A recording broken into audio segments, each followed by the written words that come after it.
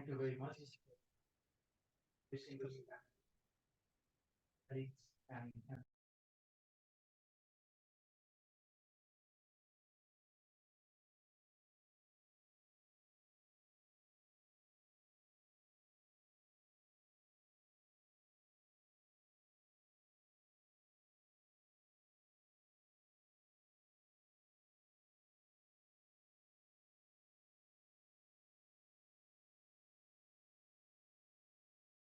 elaborate his extensive and highly impactful work throughout his long career of last.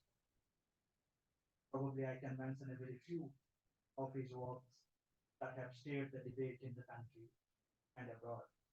In his book, The Migration of Knowledge Workers, has 1999 publication, has been the first ever critical economic analysis of India's brain drain, which in fact came at the point when the Y2K problem has been solved by the Indian techies in the EU. And since then, this book has been one of the widely cited Indian migration literature.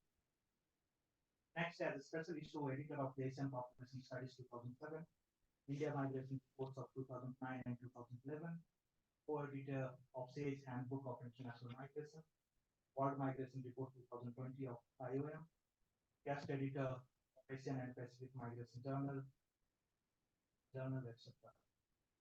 Needless to add, he had served as a member, advisor, and chair of many international boards and committees on the subject. I would like to mention, though, a few of his international engagements to stress upon the fact that he has been a widely accepted international scholar.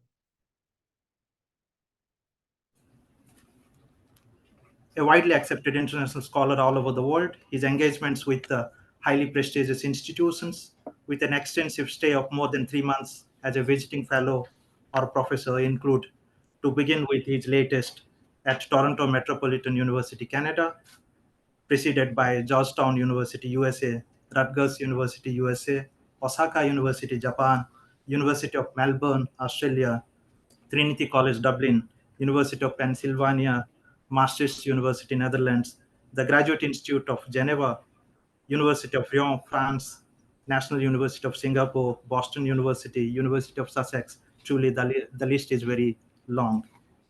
The idea of editing this book, Development Outlook of Education and Migration, an Indian Perspective, had stuck us in the sideline of one of our Friday forums where we all, who are popularly called as Khadrites, by non-Khadrite friends. Some of them are here, used to meet informally to discuss only formal research and work. The book draws its, in fact, Professor Khadria used to lead that forum every Friday. The book draws its context from the G.S. Baker's 1962 pioneering work of Human Capital Formation for Economic Development, which identifies 3 important avenues for increasing the human capital stock and productivity of individuals, such as education, migration, and on-the-job training. While Professor Tapas Majumdar, his celebrated teacher, championed the cause of education as a human capital formation, Professor Khadria, while working with him, had chosen bravely a field of research in international migration, which at that point of time was not considered the core of the subject. Probably it was on the edges. He dared to expand that extreme edge of the subject then. I think today, international migration research is at the center of the subject and the debate of economic development. The success of his career is vindicated, him being part of this change agent all through these years. Just to provide a brief outline of chapters in this edited book, they highlight India's development experience of 3 categories of migrants: skilled international migrants, both highly and semi-skilled; international migration of students; and third, internal migration of both workers and students. One of the critical additions of this book to the migration literature is that the chapters clearly points out that there are similar reasons for migration, both internal and international, which we think is the unique of this book. For example, if chapter 2 by Dr. Narendra Thakur discusses developmental imbalances internationally between North and South countries cause international migration. Chapter 11 by Dr. Manoj Das and Chapter 12 by Dr. Sesdev Suna and Dr. Birendra Suna demonstrate the same reasons of internal migration, that they emigrate from backward states, regions, and districts to advanced states, regions, and districts. The reasons of international students' migration, as demonstrated in Chapter 6 by Dr. Praveen and Chapter 7 by Dr. Umesh and Chapter 8 jointly by Dr. Tisha Rai, Dr. Vijay Ratna, and Professor Wiley, demonstrates the same reasons as Dr. Sarveswar Pradhan has pointed out in Chapter 9 about internal students' migration to the NCR region. The reasons and the aspirations and the issues are the same. Thus, the issues of internal and international migration are strongly interlinked and cannot be separated in the policy discourse. Sometimes, internal migration from other parts of the country takes place to fill the void created by international migration in the origin countries, as we see in the states of Kerala and Punjab. And similarly, highly skilled international migration, particularly doctors and teachers, takes place from developing countries to fill the void created by internal migration within the advanced countries. Therefore, with these findings, the book proposes a cohesive policy of migration, including both internal and international migration concerns. I think with this, I must stop here and leave the rest to explore the book yourself. Thank you so much for your patient hearing. Thank you.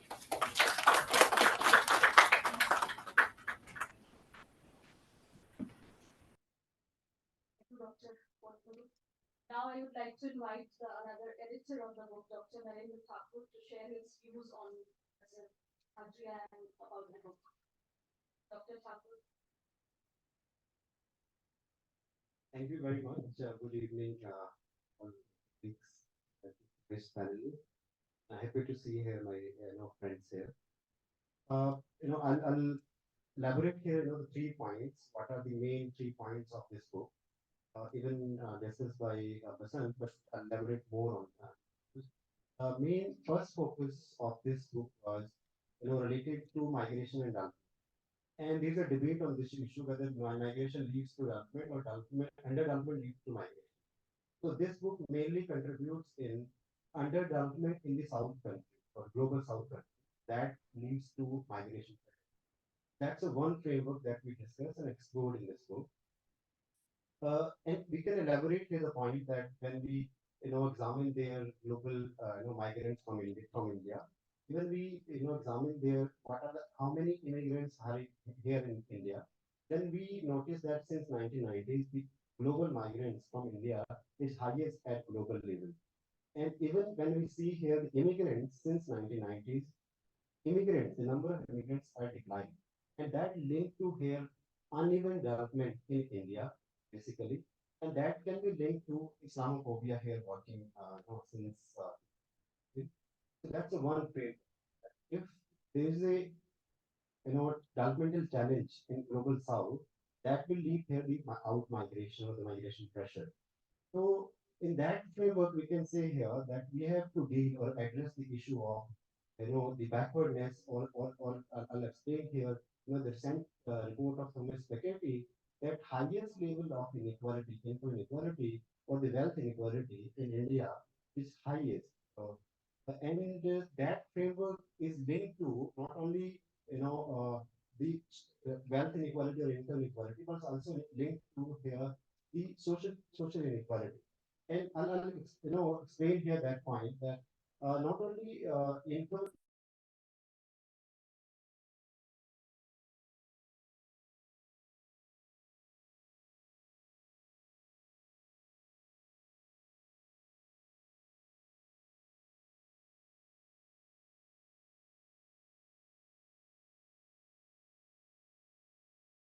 or even leaders are talking about this xenophobia working here in global south in the Indian framework. So that these points discussed here, and if we are trying to build here, the global development, then we should consider and book, examine that point. Then we should consider migration as an instrument of economic imperialism. and that economic imperialism is working. That cannot resolve the issue of underdevelopment. Temporarily, we can have remittances, and even in this book, we examine there that global remittances, India is the highest inflows we are finding here, we are getting here. So, in that sense, this book contributes here that highest global immigration, highest remittances, highest global inequality in India. So that framework we can discuss here, or we have discussed that point in this book. So how we can challenge or how we can address the issue of economic inequality, social inequality, and the developmental challenges like education, for example, spending, or even youth unemployment. Youth unemployment, as per CMI, and we even discussed that point in the book, that youth unemployment in India right now is 45% in the age group of 18 to 24. That youth unemployment, if we are finding here, then uh, being an Indian perspective, we have to address these issues. And how we can address these issues, there is a need of Keynesian framework, and that Keynesian framework is nothing but we have to address this short run, and we are providing here the critique of this American so-called. There is no long, all we are dead as per Keynes in long run.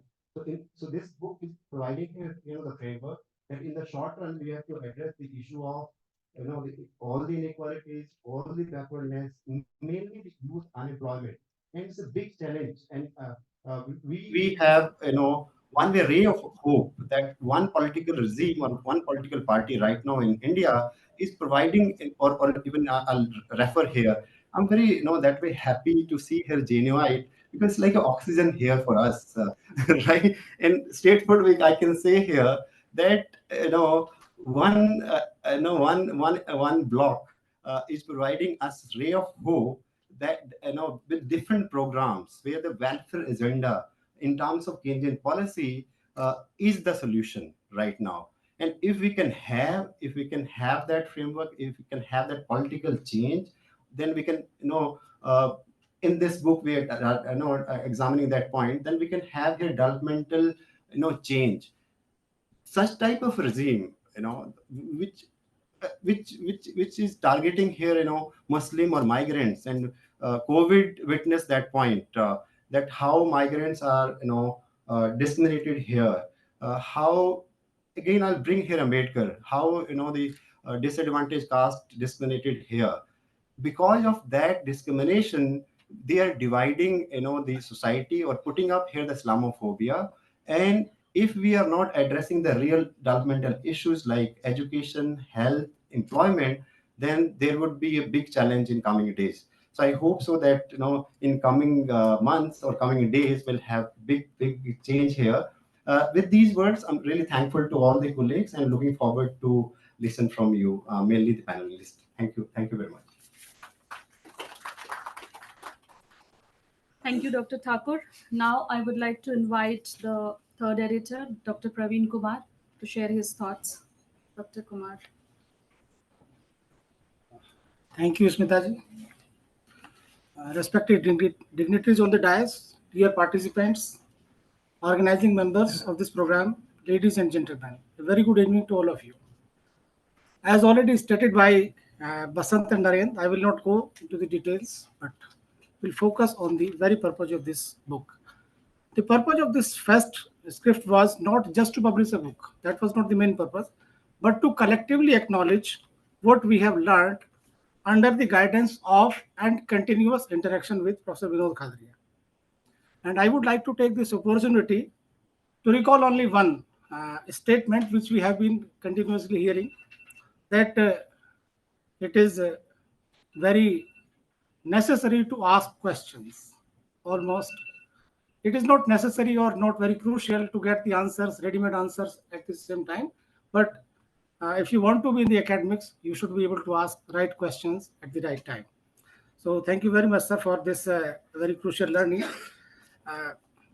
My association with Professor Binod Khadria, it goes back to almost 25 years back. When I joined in 99, along with Narendra, as an MPhil student.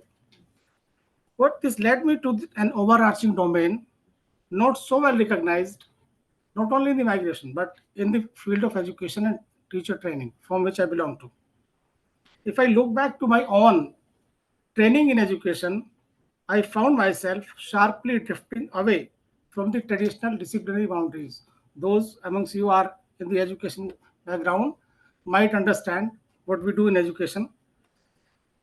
Uh, Even today, where there is a renewed emphasis on interdisciplinarity, making investigation in education from such an outlook is considered to be at the margin, especially in the university departments of education and teacher training. I'm not sure about the place of this volume in the academic discourse, but I hope that such a kind of publication would stimulate the young researchers to study migration, whether international or internal, from cross-disciplinary perspective, especially in the departments of education at the center stage. I express my sincere gratitude to GRFTT and OP Jindal Global University to organize this book launch for such a small contribution. I would also like to extend our sincere thanks to Professor Wiley for writing the foreword of the book and all the contributors. Some of them are present here, some of them are not here. Some of them are, as Basant said, Khadrites, but all of them are not. And let me just explain this term. Sir, this term was given by G.K. Chadha sir when he was the Vice Chancellor. He used to call us Khadrites. So this term came from that in 2004, perhaps. It was long back. So we had also started talking ourselves in this term. We are very fond of this, basically. और हम लोग आपस में कर लेते हैं इस तरह से बात sir. Sorry, sir, for mentioning this at this stage. And a big thanks to the Springer Nature for publishing this book. And with these words, I, on behalf of all the editors and all the book chapters, would like to put this piece before this distinguished panel of scholars. Thank you very much, sir.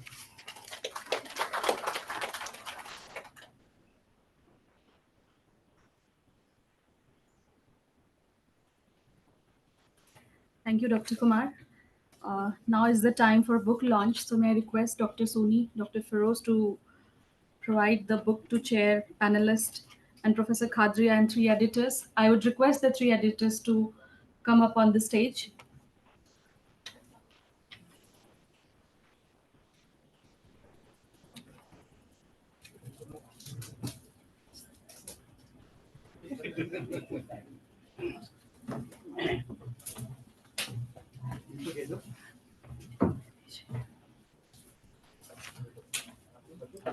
Now I request the panelists to start the proceedings of book launch.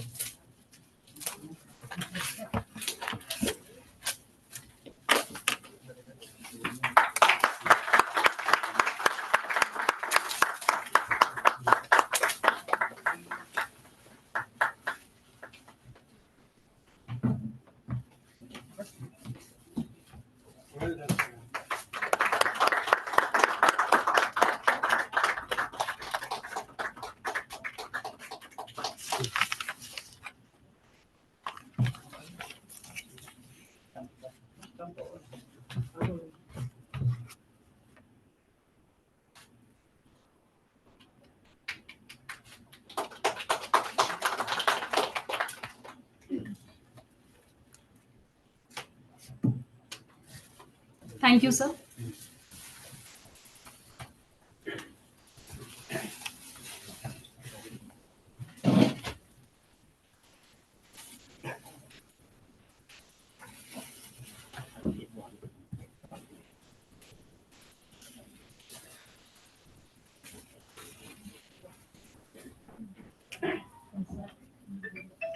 Now I would like to introduce our chair of the session, Professor Balveer Arora, sir. Professor Balveer Arora is the founder chairman of the Center for Multi-Level Federalism Institute of Social Sciences, New Delhi. He was earlier a professor of political science at Jawaharlal Nehru University, as also rector and pro-vice chancellor.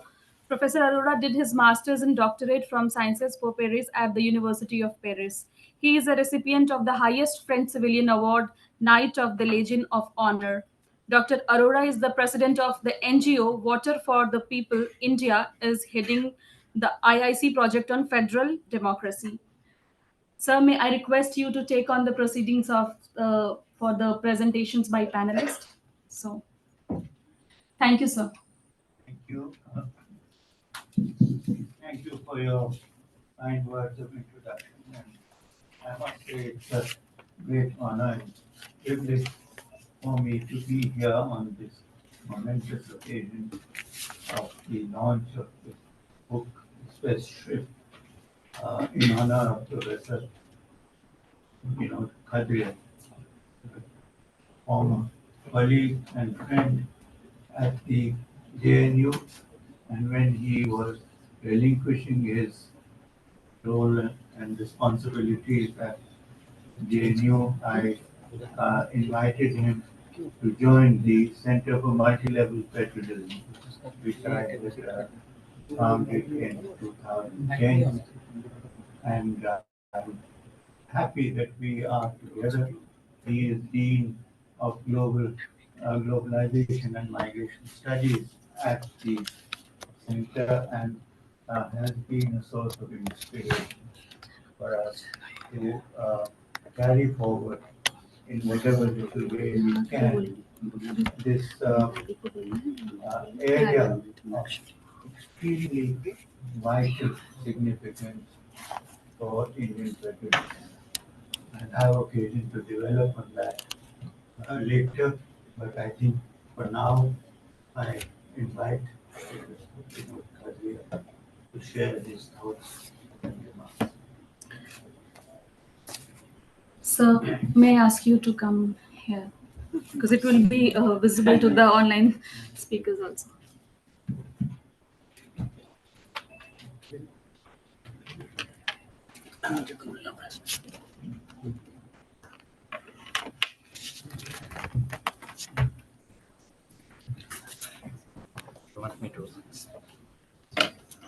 You want me to speak in there? It's all on. Okay. Good job.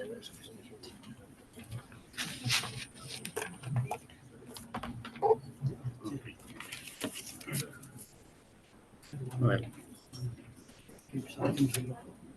Yeah.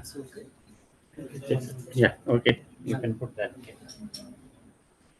This is because I'm not that tall. As I have been described, I'm not that tall.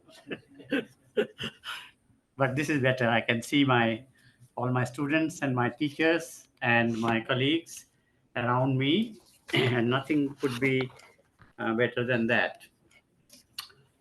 Thank you, Smita, for inviting me to be part of this celebration of this book, which is put together by my own students, both in terms of being edited and in terms of the contributions of the chapters, and then also inviting some of my colleagues to join here, particularly Balachandirane from Delhi University, who is also retired now, and of course from the overseas, Professor Wei Li at Arizona State University, who has written the foreword, very kind words, but I would say somewhat embarrassing.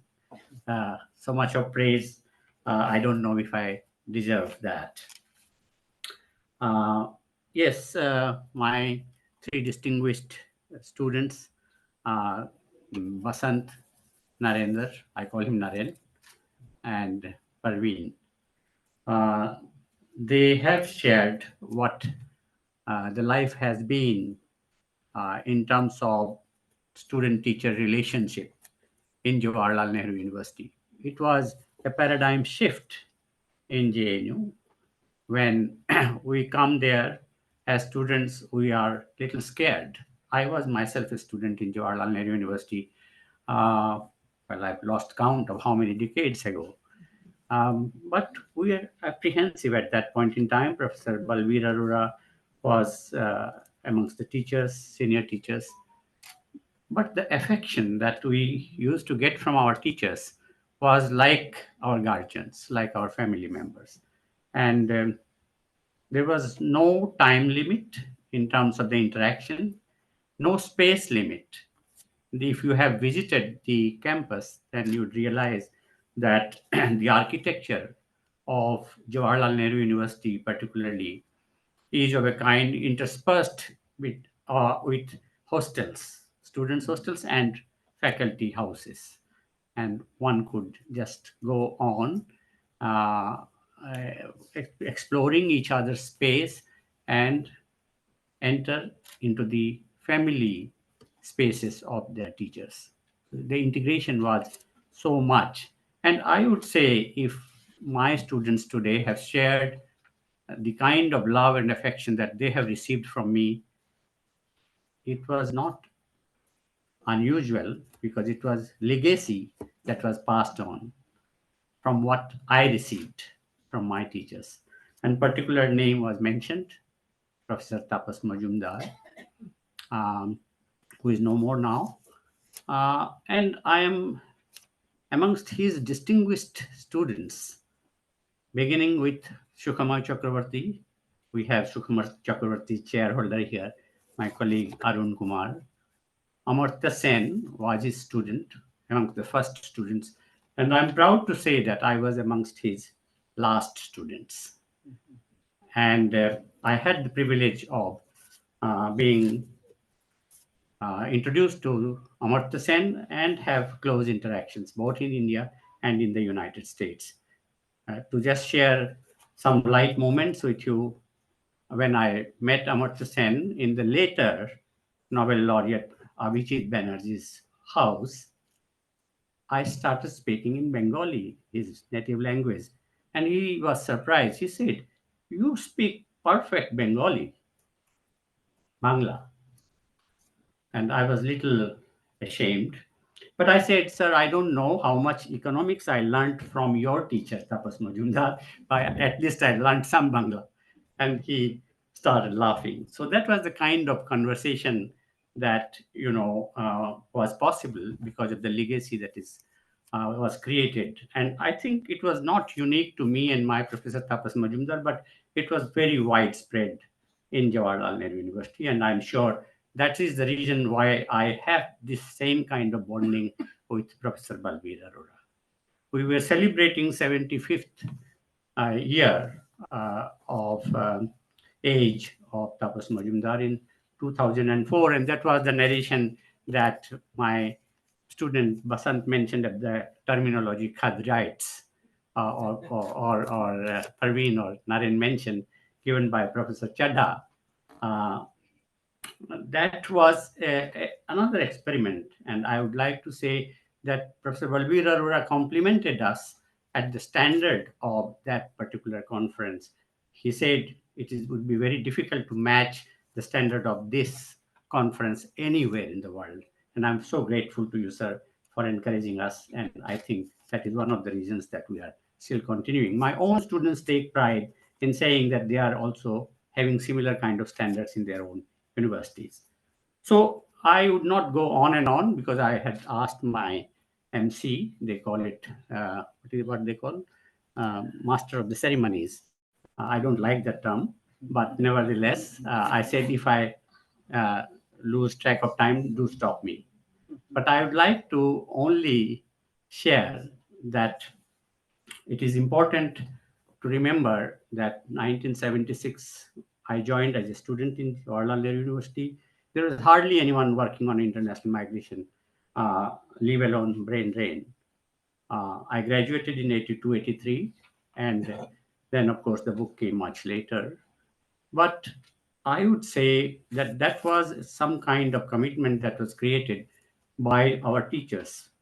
And today, I'm proud to say that more than 30 students of mine are there around the country and in other parts of the world, spreading their knowledge with their students in the field of education and migration, and of course, development, underdevelopment, and so on. I'm very proud to say today that these three distinguished editors, whom you just listened, I still remember in 1999, and then 2001, perhaps Vasant came. They were young students, equally apprehensive as I was during my time. But today, I'm proud to say all of them are full professors in their own universities, and that needs to be applauded. And I'd like to say that the last one, Narendra Thakur, has been bestowed with full professorship only last week. I'm proud of you, Naren. I'm proud of Parveen in Lucknow University, and of course, Basant here in Delhi. Thank you very much. I look forward to listening to all the presentations. Thank you, sir.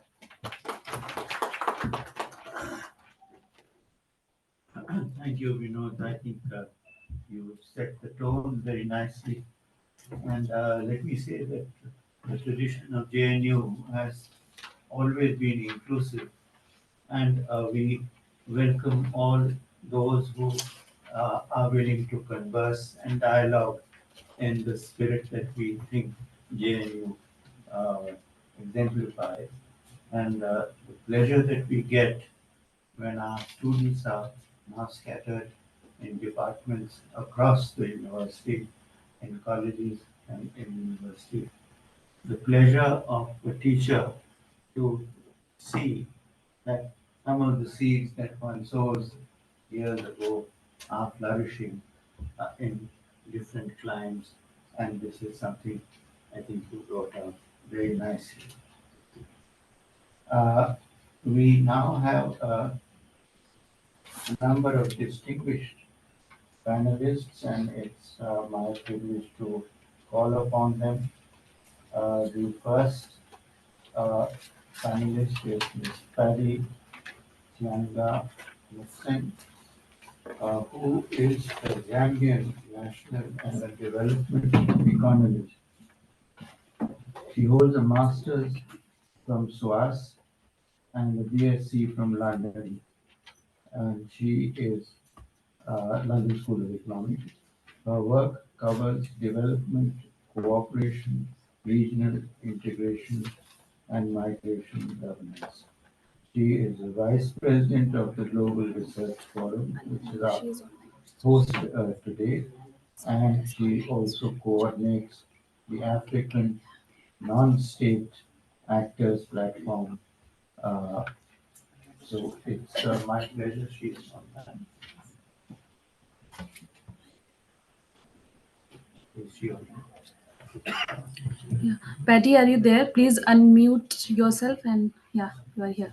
I am here. Can you hear me, Smita? Yes, Patty, Yes. you're audible. Welcome. All right. Good afternoon, or rather a good evening in India.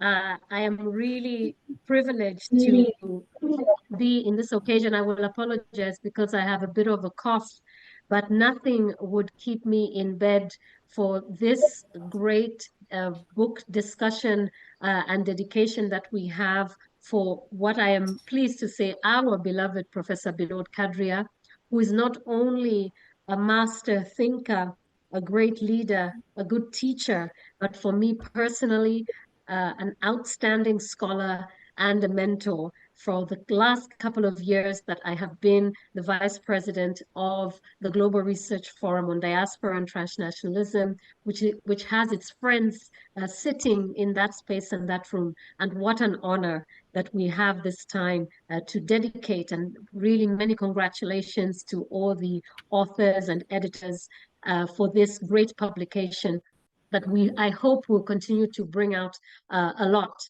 as we look at a very important topic, development outlook of education and migration from an Indian perspective. Now, I will start on a very casual note, thanking the chair and also standing on all protocols that have been observed, something that they say here in West Africa, so you don't make a mistake in mispronouncing people's names. And so I recognize all the authorities that are there in the room, and really grateful that you could find the time to be physically in the room, and for the many friends that are joining us from around the world here online to follow this very important book discussion and launch. A very big congratulations to my mentor, Professor Binod Khadria, who really considers JRFDT, and anybody that has worked with him knows that, not just his intellect is open, but his home and his family remains a very big part of it. So we have many lessons to learn in what we take forward. Those of us who are migrants, some of us who call ourselves diaspora, but those many scholars that are looking at many aspects that touch on migration and development. And so I will start off by just giving you a glimpse. Yesterday, in this world, I'm sitting here in Germany, but I am a Zambian national, so I carry a Zambian passport. And you will know, for anybody that hears the word Zambia or that hears an African country in India, we do have long-standing relations. And as a matter of fact, these relations, they transcend borders, they transcend political interests, they transcend government relations, and they have gone into the fabric of our societies. And so really being privileged. Yesterday, I turned on the television and I was just telling somebody who's sitting there in the room. So hello, Ambi, who is also another great friend that we have had, represented obviously by her, representing also, and also her other seniors there. We were having a discussion about the latest series that is looking postcards. And it's a story about opportunities in the global South. A young Nigerian dancer finds an opportunity to perform in a Bollywood movie in Mumbai. So you can imagine, I started searching. So I sent a message to Ambi this morning and I said, look, I'm getting now all these feeds. And he said the algorithm has gotten you. Very soon you'll be seeing travel options coming up. And I do hope there will be an opportunity for me to make my way. Now, why is this important? It's important because this book publication here and discussion is showing us that there is much bigger world that we have beyond the migration narrative that has been fed to us. So the migration narrative that is fed on mainstream television, that comes from countries of destination, as we will call them, or global north, or countries that are receiving, that seem to be receiving migrants, is that people are often moving north, but people are moving south, and people are moving east in this particular case, and people are also moving in their own societies. And so this book dedication, as I schemed through the different parts that were written, is really a depiction of what that means from an Indian perspective. It's a very powerful tool for us who look at migration governance. I've been asked to speak about the overview of dilemmas in international migration governance. And I think that this book answers quite a number of these questions. And that very first one is that we need to understand the bigger picture. And what is the bigger picture?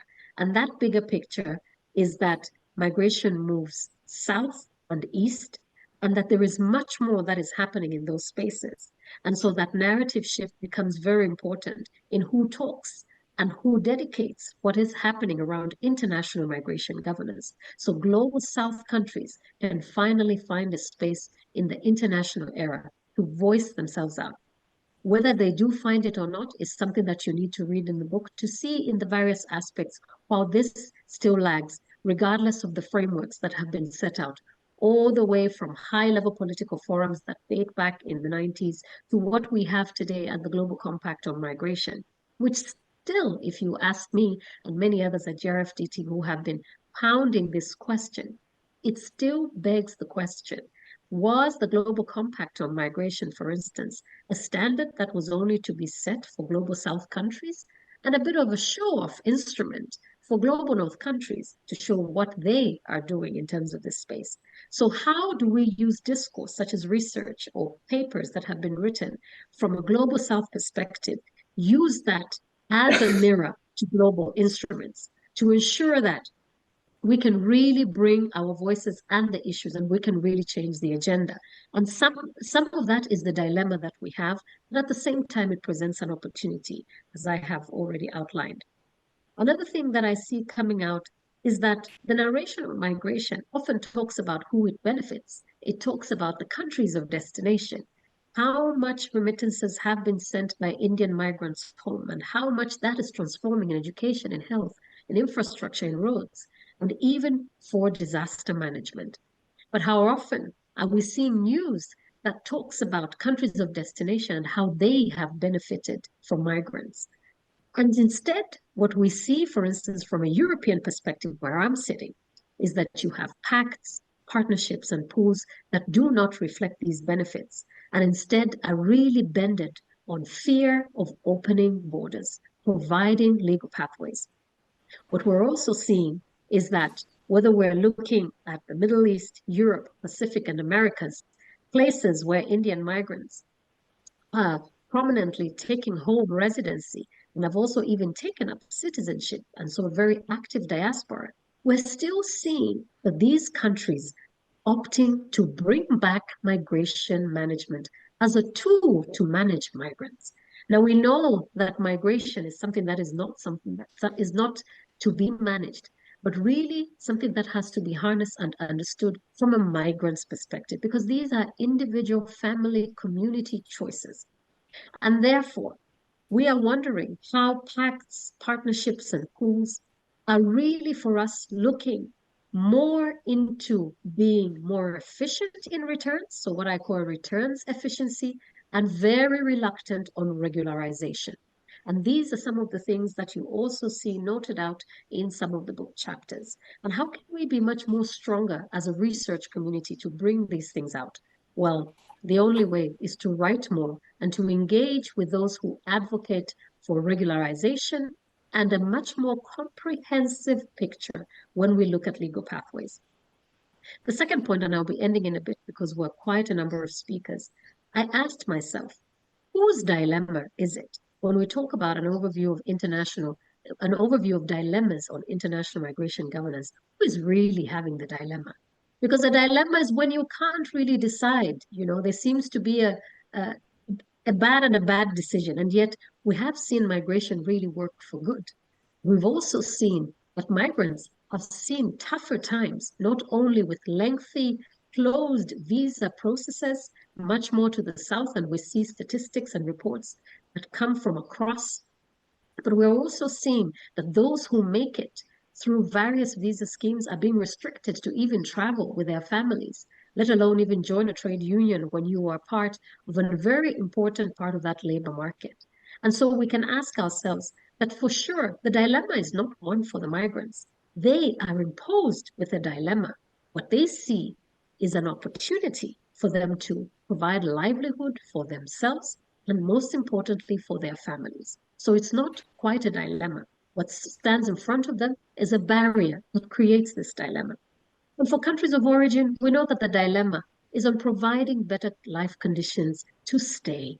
But we also know that no matter, and we can see these examples from countries that have shown great mass of development, I'm sure sitting somewhere in the room or outside the room or those you cooperate with, you know people from Norway, Denmark, Sweden, Germany, Australia, America, the United Kingdom, and many more countries where development has indeed gone much further than even the beginnings of the United Nations.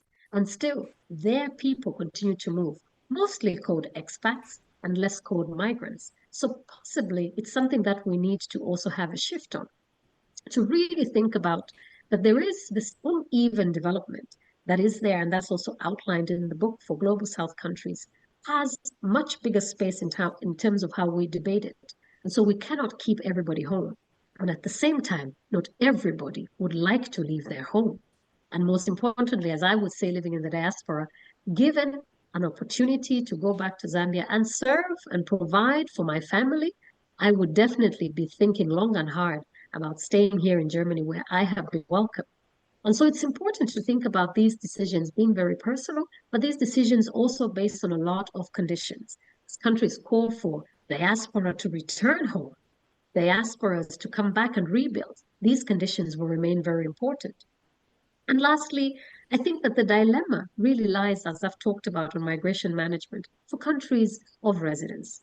Low fertility rates, low labor market entries, and at the same time, lower levels of education from their own citizens and netizens to join certain parts of the profession that cannot fill this labor market.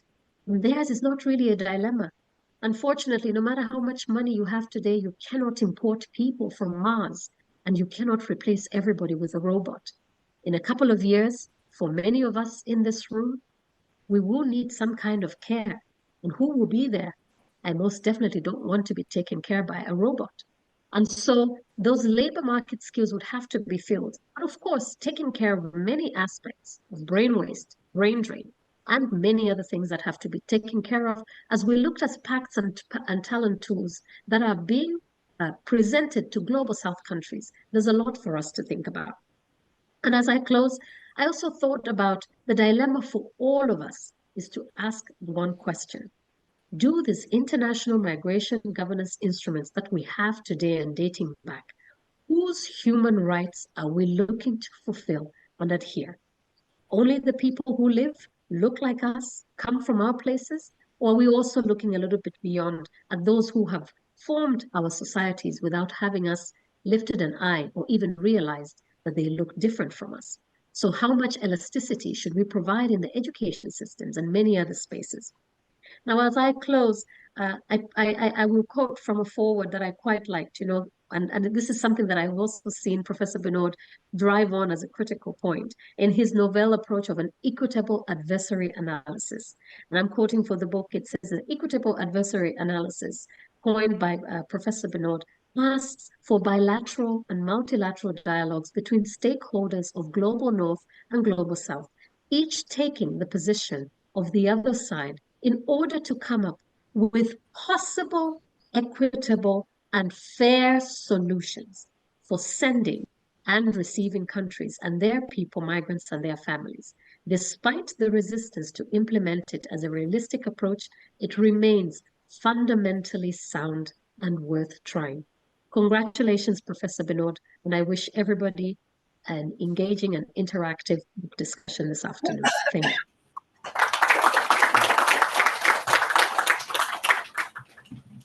Thank you very much, Patty, for this extremely lucid and enlightening presentation. Your thoughts on migration governance and from a global South perspective, you started off, but then I think what you have done is to bring out very nicely the dilemmas that are inherent in situations as well as in the changing labor market. Thank you very much. And now I'd like to invite Professor Meenakshi Kappan, seated here next to me, my good friend. Dr. Meenakshi is a trustee of the Krishnamurti Foundation and director of Rishi Valley Education Center. That's her present avatar. Earlier, she was professor of sociology and director of the Delhi School of Economics, as well as head of the Khadria Center in Delhi University. Her most well-known works is Life at School, and the most recent is Work, Family, and Integration. And she is a state service series editor and many other things that I won't come back to. So, Meenakshi, all yours. Speak from here. I'd like to speak from here if you don't mind. Ma'am, it will be visible to the online speakers. If you'll come here, they would be able to see you. Oh. Okay, can you bring the laptop here? Sir, it's wired fixed, so it cannot go there. Yeah, there is another one. Okay. But will that get connected? But will that be connected to this voice? The problem is the same. Actually. Problem is the same.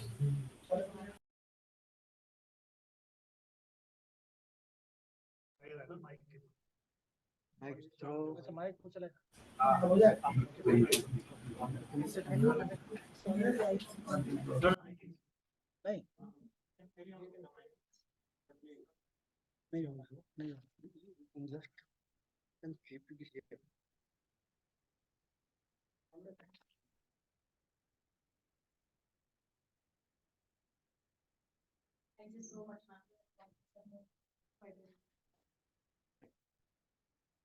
Okay.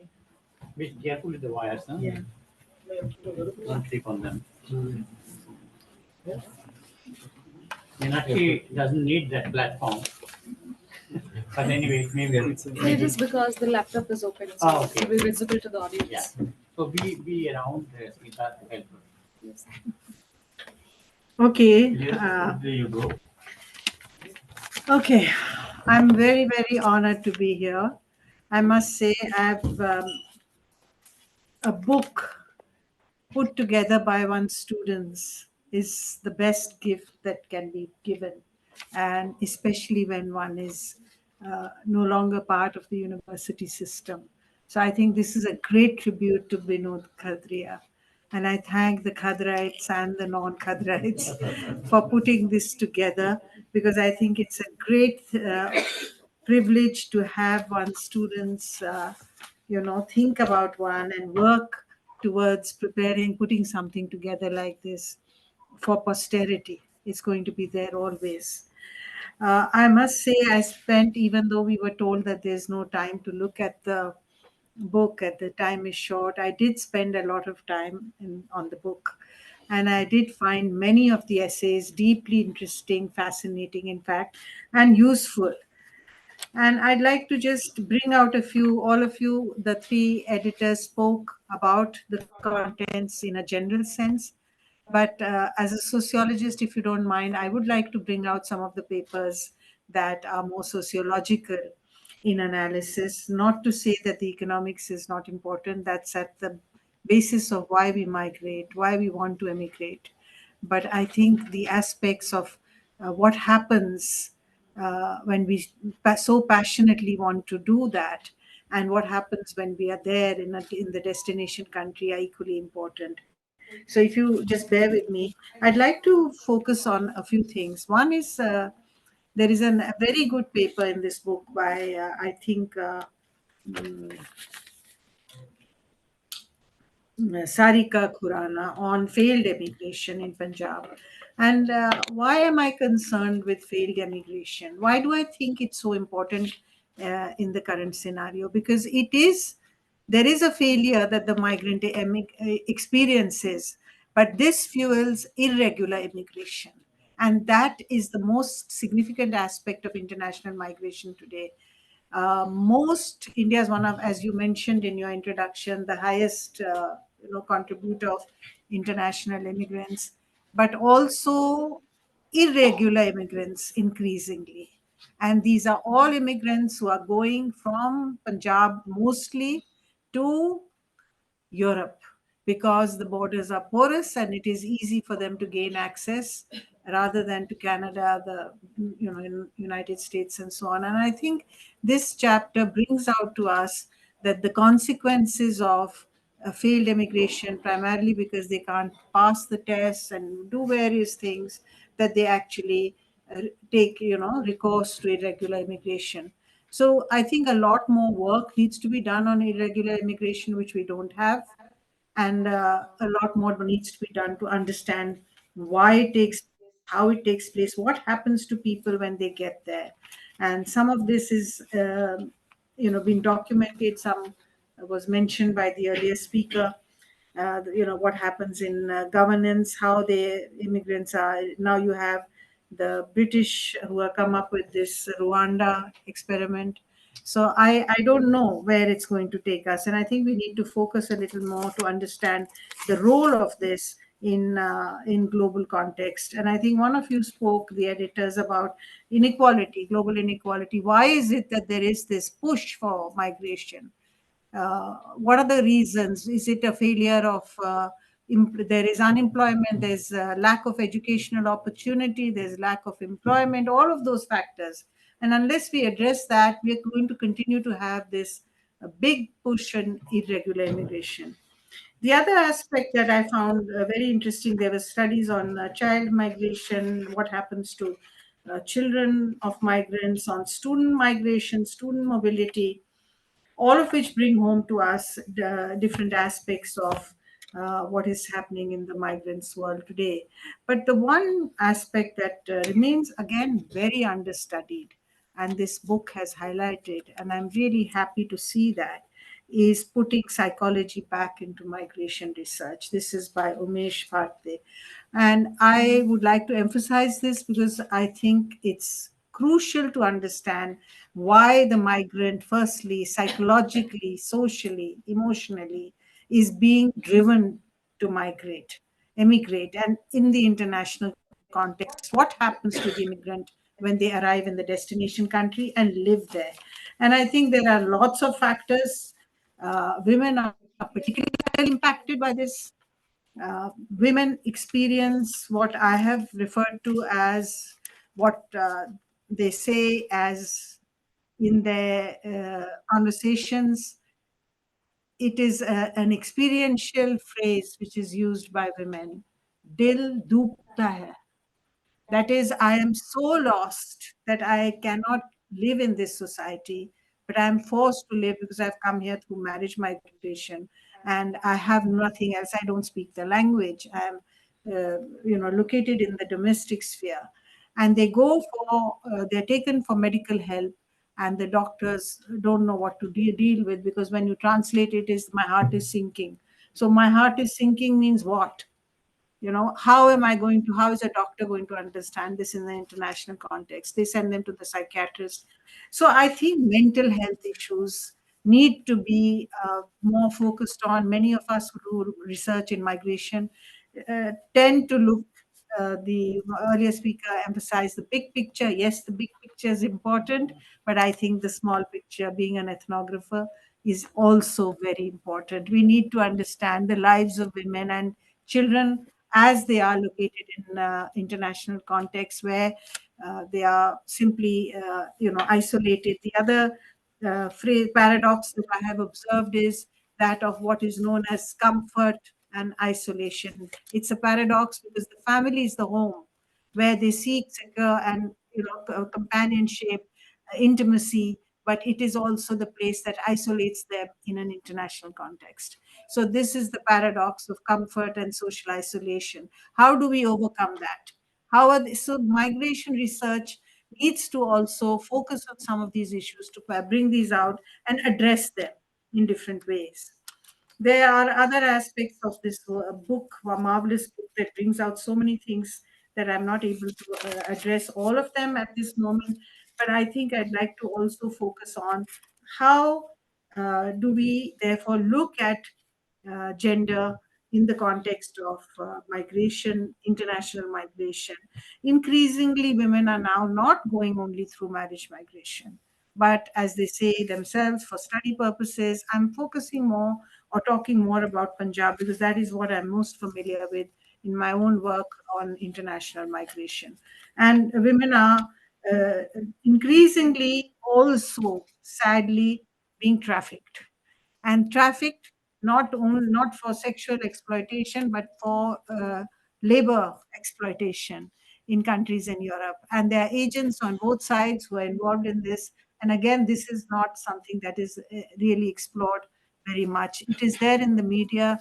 One has been reading about it, and a lot of local activists are working to correct it. But there are several 26,000 women alone who have gone to Italy, for example, for on this through this route of trafficking. So I think there are many aspects we need to look at, but they themselves are now finding new occupational strategies, developing them.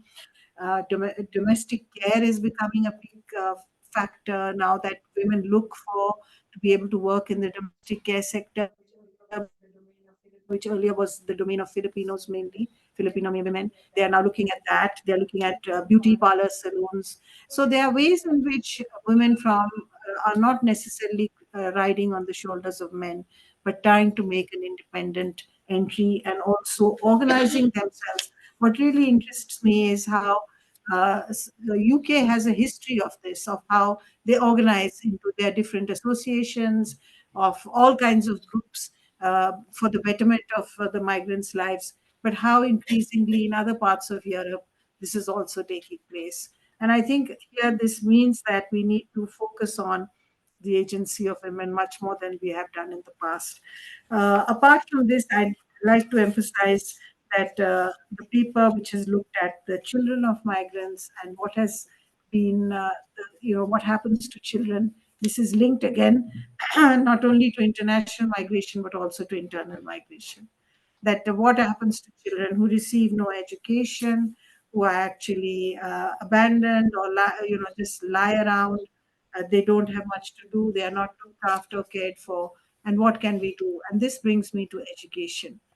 So, how can the education scenario, which focuses only on children to be in school, the Right to Education Act also tells us that everybody has to be in school, but does not give us a space for how that education can contribute or make a difference to children who may be there for part of the year, part of the term, not continuously from year one to year two, but come in and out, like their parents are engaged in seasonal migration. So children come in. So I think a lot needs to be done. And the editor spoke about this, and I would like to again emphasize the same. So thank you so much. I'm really thankful to you to put together this.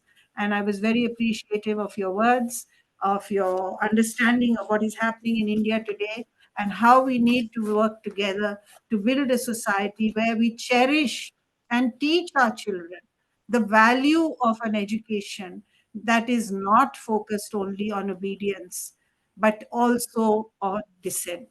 And unless we teach it in our schools, I work now in a school, and I must say, this is what I am focused on. How to ask you said that your teacher taught you how to ask questions.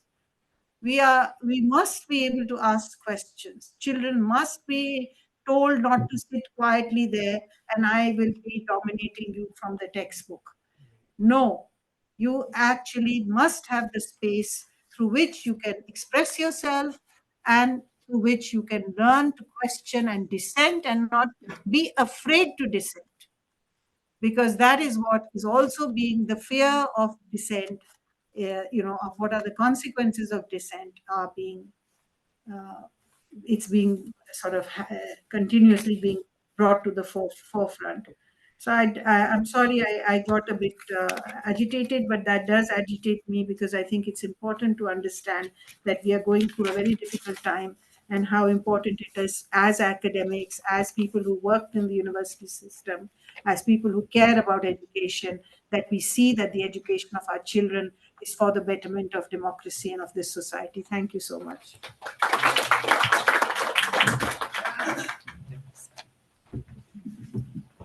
Thank you very much, Vinakshi. Thank you for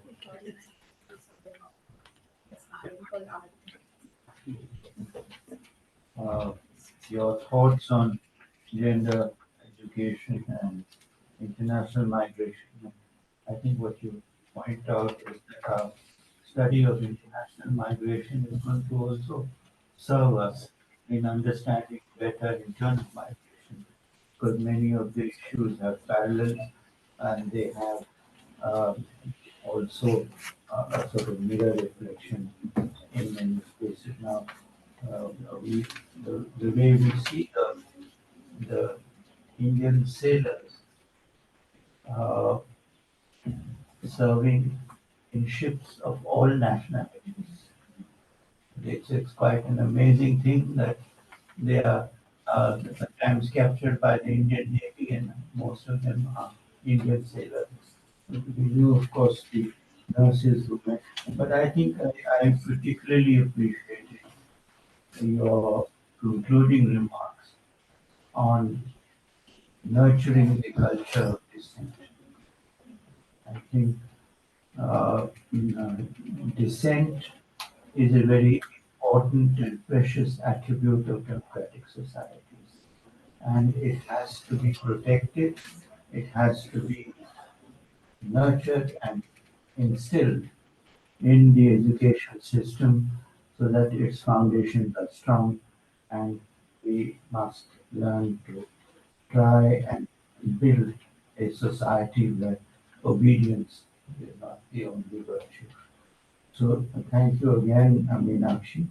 And now we turn to Professor Erudaya Rajan, who is online on internal migration. We were just talking about that, so now you'll have a full presentation on that. Professor Rajan is chair of the International Institute of Migration and Development and chair of the World Bank Working Group on Internal Migration and Urbanization. He's the editor of two series, and he has coordinated 9 large-scale migration surveys in Kerala and other states of India. It's my pleasure to invite you to join us. You are there. The mic is yours. Thank you so much. I hope you can all hear me well. First of all, I would like to thank both the. You have to unmute yourself. I have already unmuted. Can you hear me? Smita, can you hear me? We can see you, but Not hearing. we can't hear you. Can you hear me? Here unmuted. I have no problem. Sir, you are not audible, sir. Right. So you want me to come back again because in my mic it is okay. No, he's looking at the. You are not able to hear me. Sir, online it's very clear. Voice is very clear online. Yeah, you can hear me well. Am I right? Yeah, they can hear me, but you are not able to hear. I think there is some issues there. Take him on in a little while. If Somebody can call him up. Can we check? where is he looking? Should we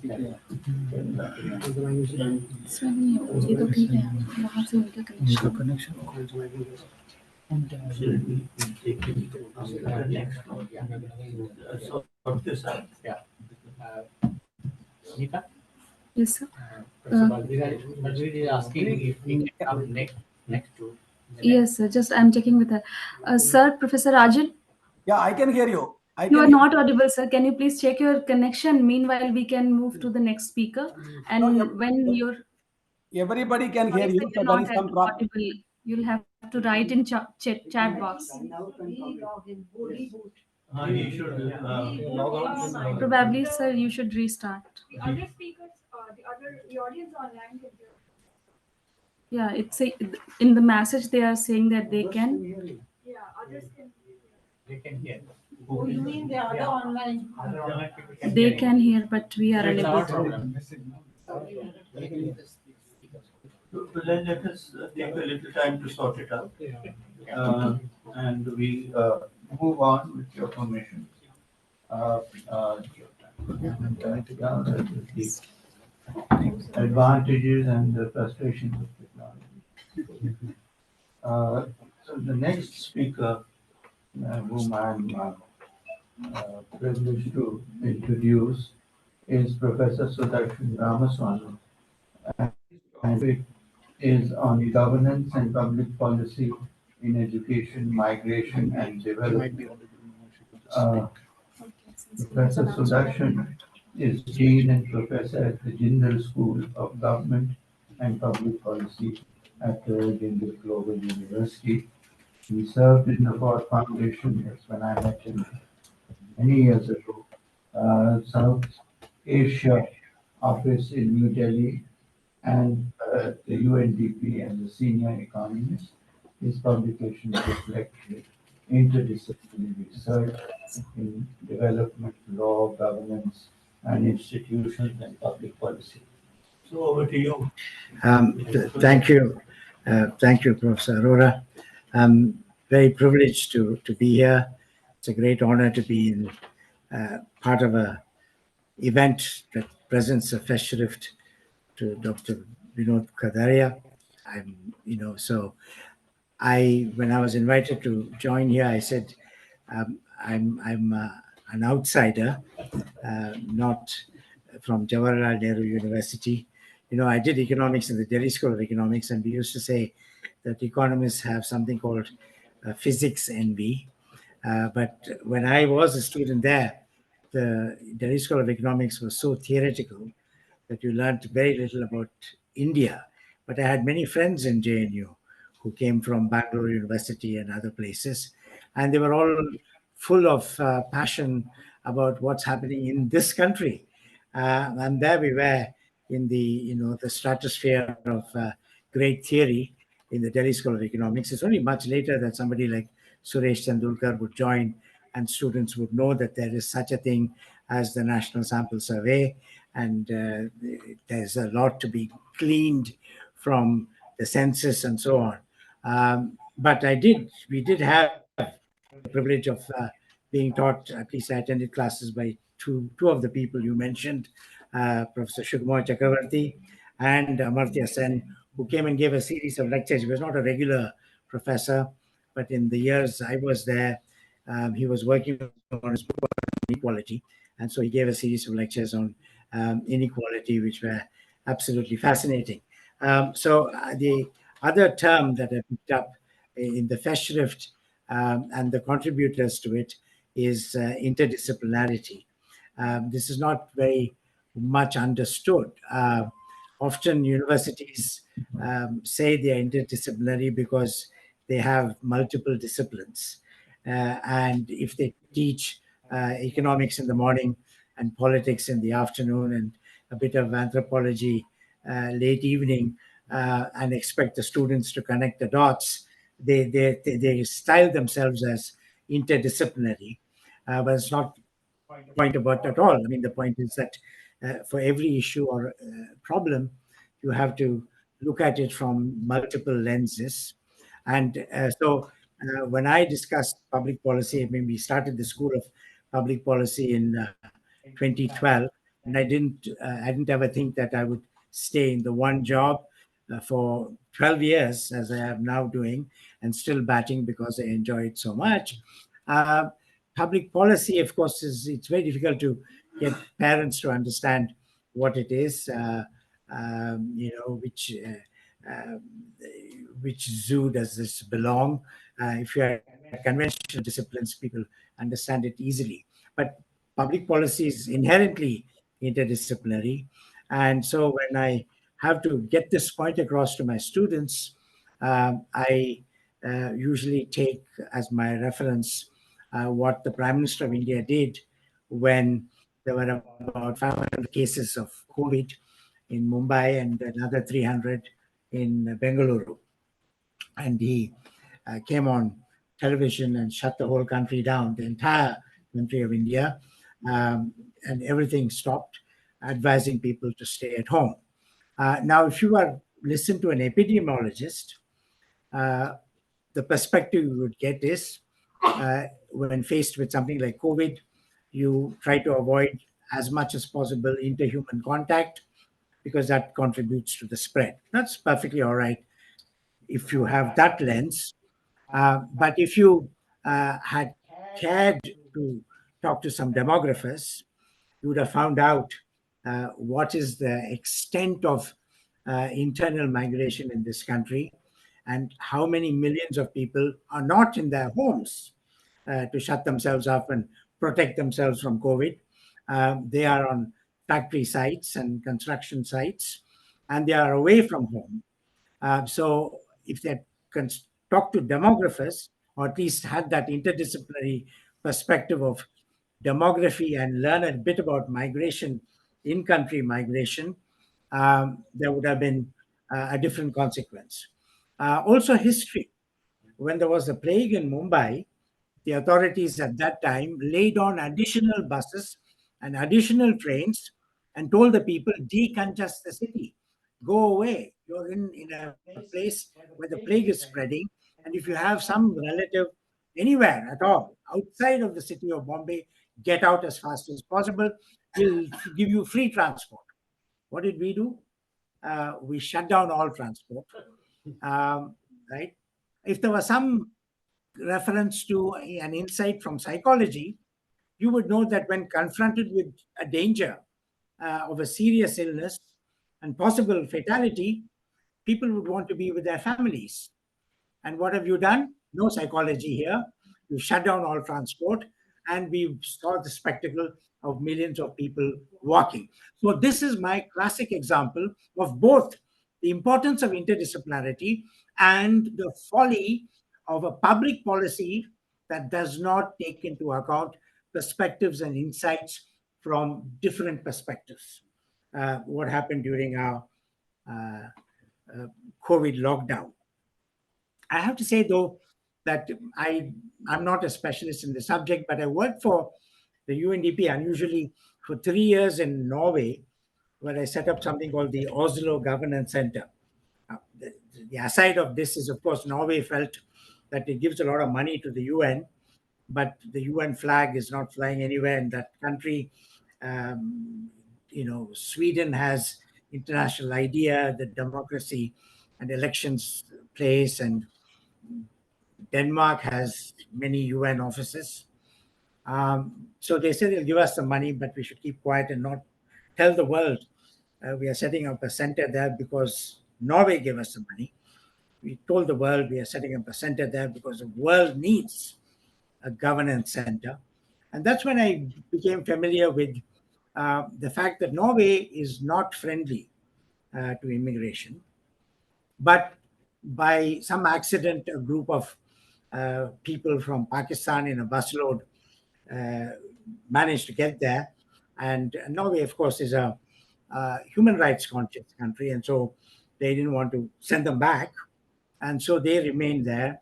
And then Norway felt that, since the Nobel Peace Prize is awarded in Norway by a committee of the Norwegian Parliament, they have somehow a role to play in promoting peace in the world. And so they started negotiating or being the intermediary or the mediator between the LTTE and the Sri Lankan government. And the consequence of that, of course, was they had to be a little kind to the Tamils who fled from Sri Lanka. And you got a significant Tamil population.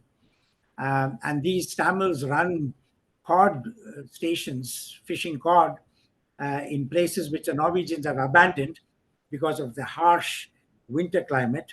And here are these Tamils from Jaffna who speak the local language, the language of that region, and are very prosperous managers of the cod fishing stations. And of course, they are. There is an examination in Norway where Norwegians have to learn what's called Nynorsk, which is not new, but which is the traditional Norwegian before they were colonized by the Danes. And therefore, Danish became the kind of official language.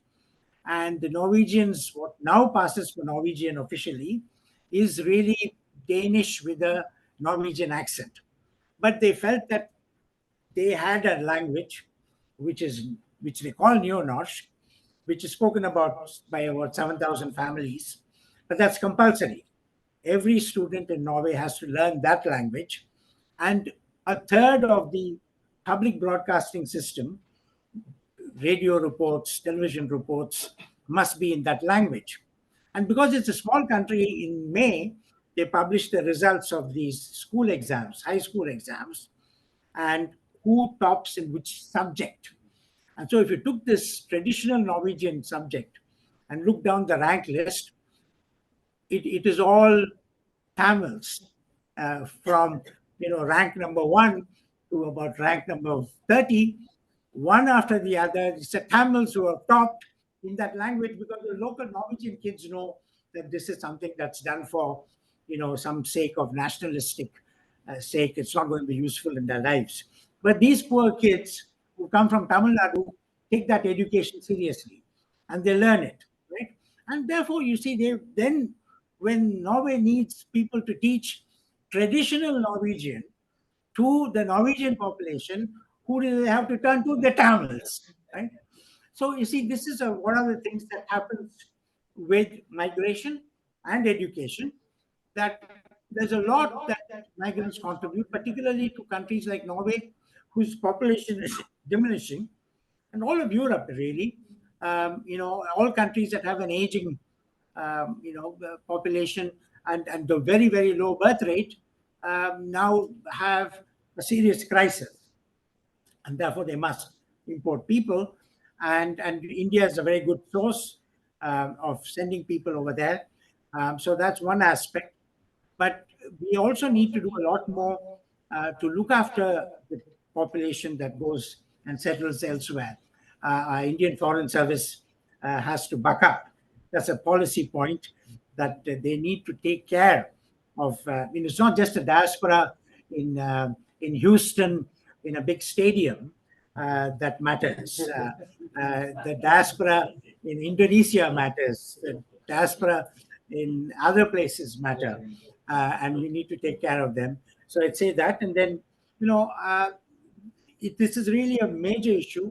And the point I'd end on is that even though India was a country that was a party to the Versailles Treaty after the First World War, is one of the founding, even before independence, one of the founding members of the League of Nations, a country that has had a long tradition of commitment to multilateralism and international, organizations, and member of the UN Charter. Even before we became independent, we were a member. This country has not ratified the Convention on Refugees, and that is a shame, because not having a clear distinction between who is an economic migrant and who is a refugee, and to put everybody at the mercy of a local administration that would turn around and say, oh, and we did get a bit of that during COVID. Sudanese who had come here and had been living in Maharashtra, Pune, with their families for 15 years, became suddenly suspect because a group of Indonesians who had come to worship in the Nizamuddin Aulia shrine here in Delhi were suspect, and they were arrested for no reason at all. Why? Because they were Muslims, right? And so that's another point. So this country needs to recover its spirit of internationalism and genuinely contribute to the protection of refugees everywhere, and take a different attitude about how we treat and deal with the Rohingyas. That's a policy challenge for this country. I hope we'll rise to that occasion. And this is the way to live up to our glorious past. Not to say that we had, the Pushpa Vimana, and we had intergalactic travel and so on, and kill the spirit of curiosity in young children. They should be marveling at new things that you see, like this technology. Instead of that, you're told, no, we always had it, That kills curiosity and spirit. And I hope that doesn't happen. Thank you. Thank you, Professor Darshan. I think you've managed to pack in a lot in your intervention. And you started saying how the Prime Minister handled COVID. I thought you were going to tell us about eating Ali. We have a long way in living up to the ideals that we preach and profess, but when it comes to acting on them, there is a big gap. Now, do we have Professor Khadria online, or shall we continue? We should check. So probably Professor Rajan has left, as you mentioned earlier, that 6:30 yes. se humko jana hai. Okay, yeah, right. So I think he has left. Oh, he had. Yes. We have lost. Okay. Right. So then, it's my pleasure to invite Professor Arun Kumar, who again a dear friend and colleague from JNU. That shouldn't surprise anyone. Professor Arun Kumar was the Sukhomoy Chakraborty Chair Professor in the Center for Economic Studies at JNU, and is currently the Michael Chair. You were yes, Professor in the Institute of Social Sciences, where we are both located in my Center for Multi-Level Training. There is part of the team to study the black economy, and also a member of the producing the alternative economic survey for the 2 decades. And those of you who follow what he writes, writes about a wide variety of subjects. So, Arun, the floor is yours. And Thank you. I don't want to hand you into a topic, but it's quite enough. Inequality. Right. It's inequality in development. Thank you, Professor Balveer, distinguished panelists, members in the audience. It's a privilege to be here at the launch of this book in honor of Professor Khadria. Good to hear everybody who's here. So there are three different things that are happening simultaneously, and we have to all talk in 6 minutes, as was structured in the timeline. So let me get on with the topic. I looked at the introduction of the book, which was sent to us in a PDF form. So it got a wide variety from international to national, but I won't talk about that because it's already been mentioned and talked about. And I won't even talk about inequality as such, because in today's world, much less inequality, we're not even talking about inequity, So we have all become homo economicus. So everything is economic, social and political doesn't really matter. Equality is a sociological, political term. So therefore, we're not talking about that. So let me say, if we think of equity, there are three different ways in which we can look at it. We have wealth, we have income, and we have consumption. Three different kinds.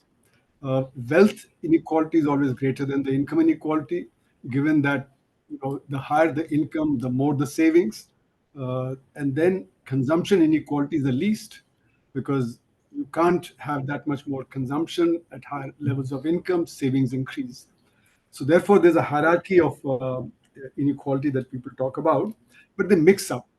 So very often when you hear in the debate, and it's been discussed recently in the context of redistribution, people are mixing up consumption inequality with income and wealth inequality. It's the income inequality that matters, because that's what leads to the other two. So therefore, if we have to check inequality, we have to really look at what causes income inequality. Now, there are different kinds of inequality that are there. For instance, between capital and labor, regional inequalities, gender inequality, between the black economy and the white economy. But I'd focus on the organized and the unorganized sector. We have 94% of the workforce in the unorganized sector, only 6% in the organized sector. And the wages are very different between the organized and the unorganized sector. Now, unfortunately, what has happened is that the unorganized sector has got invisibilized, both in data and in policy. The data for the unorganized sector doesn't come every quarter. So therefore, our GDP does not contain the unorganized sector independently.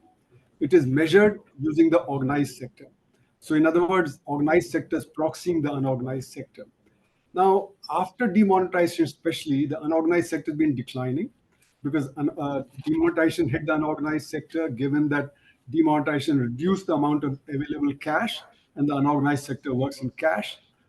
Then within 7 months of that, there was a hit by the GST, which is structurally incorrect for the Indian economy. It doesn't really work in the Indian context, even though people say it's applicable in 160 countries. It started in France in 1954, but no other economy has such a large unorganized sector. And as was already pointed out, what happened during the pandemic, during the lockdown, you saw mass migration from the cities to the rural areas, because as the Azim Premji study showed at that time, 80% of the workers said we don't have enough savings even to support ourselves for 1 week if we don't have an income. And therefore, they had to migrate. There's just no way that they could have sustained themselves in the cities without work.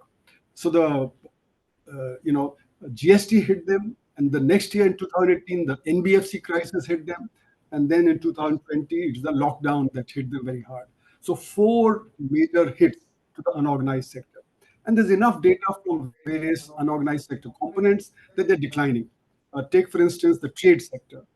E-commerce has been growing at 30-40% at times. Now in an economy which, even if we assume that the government data is correct, growing at 6.5%, if one component is growing at 30-40%, the other component must be either stagnating or even declining. So therefore, in the trade, which is the second largest employer in the country, if there's a decline, then unemployment is bound to grow. And the unorganized component is your neighborhood stores. So the neighborhood stores have been declining. Okay, the e-commerce has been growing. But you have the information coming from, say, the pressure cooker industry. Mr. Jagannathan, the chairman of the pressure cooker industry, said we have 30 units, 5 in the organized sector, 25 in the unorganized. And we 5 are growing at 24%. And why? Because the unorganized sector is not able to cope with the GST and the problems that have come. So therefore, from the pressure cooker industry, similarly from the textile industry, leather goods industry, FMCG industry, you have information that the unorganized sector is declining, the organized sector. So what we have done is we invisibilize the unorganized sector in our data. And because we say that the economy is doing well, 7% rate of growth, we don't need to take special steps. So we've invisibilized the unorganized sector also in policy. So therefore, what is happening is that this inequality is growing very dramatically between the organized and the unorganized sectors. Now, what is its macroeconomic impact? The macroeconomic impact is that at the low levels, with lower income, demand is tending to stagnate. And this you saw even before the pandemic came in 2020, February, March. You saw for 8 quarters systematically from Q4 of 2017-18, when the official rate of growth was 8%, it declined to 3.1% in the quarter just before. So already there was a decline because of the rising inequalities. And these inequalities are rising for a variety of reasons. We need to look at that if we are to do it. But the point is that it's leading to social, political, and economic instabilities in the economy. For instance, the unemployment among the youth, which is already mentioned, I'm not going to go into that. However, we produced a report showing that 320 million Indians have some kind of proper work, but 280 million don't have proper work. We've characterized unemployment in 4 different categories. Those who stopped looking for work, so they're not part of the labor force. Those who are unemployed in the traditional sense, and those who are underemployed. Our definition of employment is that if you have 1 hour of work in the week, you're employed, but you can't clearly sustain your family if you have only 1 hour of work. And then you have disguised unemployment. So 280 million who either don't have work or don't have any proper work. So therefore, what is the situation? Situation is that the family poverty increases because 320 million have to support 140 crore. Okay, so 32 crore supporting 140 crore means each person working properly has to support 4.4 people. If these 280 million also had work, then 600 million would support 1.4 billion, and you would have each one person working supporting 2.3 people. So naturally, the family poverty would go down, things would be much better. Now, all this is happening in a global context. The global context is that capital has become highly mobile, at least since the 80s, whereas labor mobility is much less. This high degree of mobility of capital has meant that we have shifted in favor of capital everywhere, whether it be in legal terms, whether it be in social terms or political terms. And that has, created a wide disparity in policy and so on. In fact, the gains of labor up to 1980 started getting reversed, post that, both in terms of legal judgments, in terms of the concessions that were available, etc. So therefore, globalization actually has meant that capital has become highly mobile. And what has this done? There's something called BEPS, base erosion profit shifting. So large companies are headquartered in those places where the tax rates are very low. So like Ireland used to be one of the poor countries and suddenly become one of the richest countries in Europe, okay? Because large number of companies like Starbucks, etc., are located there for tax purposes. So there's this base erosion profit shifting that's there. And the other is the race to the bottom. What is this race to the bottom? In 1990-91, when the Soviet bloc collapsed, East Europeans did not have capital. They needed to attract capital. How did they do that? They cut tax rates dramatically. When they cut tax rates dramatically, capital came into the East European countries. And then Germany, France, Britain also had to cut tax rates. And therefore, everybody was cutting tax rates. India also cut tax rates, to be able to attract capital. So therefore, these two things, what it has meant is public sector has declined. Public sector resources have declined, and therefore public sector's capacity to help the poor, which would have reduced the inequality, that has gone down. So in other words, that is a big problem that we need to also confront. I'd also like to flag that there's been a rightward drift in policies. Along with the rise of capital, there's a rightward drift away from labor. And this is visible everywhere. Macron is not left. Macron is right, but Le Pen is more right. Okay. In Germany, you have the right coming up as migration has taken place. You have Trump coming in the US. So it's through ups and downs is a rightward drift. In India, we've had a rightward drift since emergency. The entire spectrum is shifted right. You can see, for instance, those who are extreme left came to the left, those who are left came to the left of center, those who are left of center came to the center, and the whole spectrum has shifted. So policy making has drifted in that direction, and therefore you had the new economic policies as one response to this kind of a drift, because there was no alternative. The China had taken a 180-degree turn with the Mao's going away, and when Deng Xiaoping came, and he said, "How does the color of a cat matter? You only have to catch mice. So you have to grow. It doesn't matter whether it's socialist policies or capitalist policies, but you have a drift." Soviet Union collapsed, and I remember this fellow, our SP Shukla. He was the negotiator at GATT in 1982, and he told me once that the American ambassador said, "Now you don't have Soviet support. We will capture your agriculture markets. We need to capture your agriculture markets." And that's why in the Uruguay round of negotiations in 1987, what happened? All the new issues got introduced. Trade in agriculture, trade in services, TRIPS, TRIMS, WTO mechanism, trade dispute mechanism, and so on. All the new issues came. And in 1990, we had the Dunkel draft. So what was the Dunkel draft? The Dunkel draft was actually all the position of the advanced countries and the position of the developing countries are all in square brackets. And then, Mr. Dunkel said in 1994, take it or leave it, the developing world. Okay. So we had to accept all the square brackets. We said what was the position of the advanced countries that was there. So in other words, this globalization has been a major component of the kind of inequality and the kind of uneven development that has been there. Now, today, the challenge is, as has already been said, education, technology. These are the big challenges which confront us, and especially with the ChatGPT coming and ChatGPT various versions coming, artificial intelligence advancing. It's not just going to be unskilled labor that's going to be displaced, even skilled labor is going to be displaced. Already, a doctor's job can partly be done by the artificial intelligence. Like, for instance, 5 years back, I read a paper that what kind of chemotherapy is required.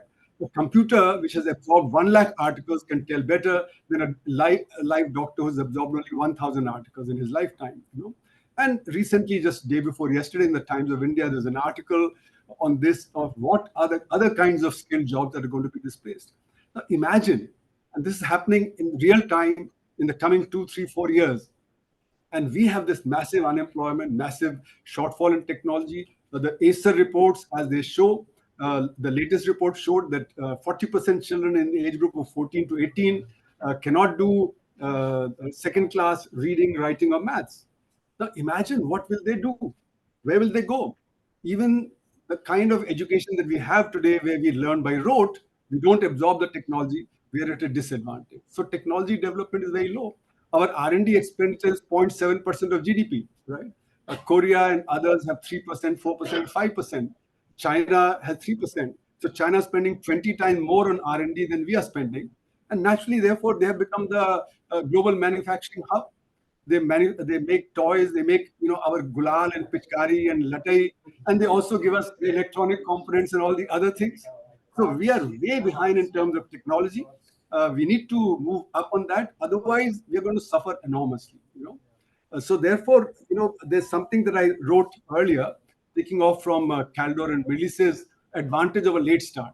I said, no, if you don't have R&D capability, there's a disadvantage of a late start. So we are suffering from the disadvantage of a late start because we don't have the R&D capability. We're not putting enough into R&D capability. And you can see that in defense, you can see that elsewhere, the kind of problems that we have.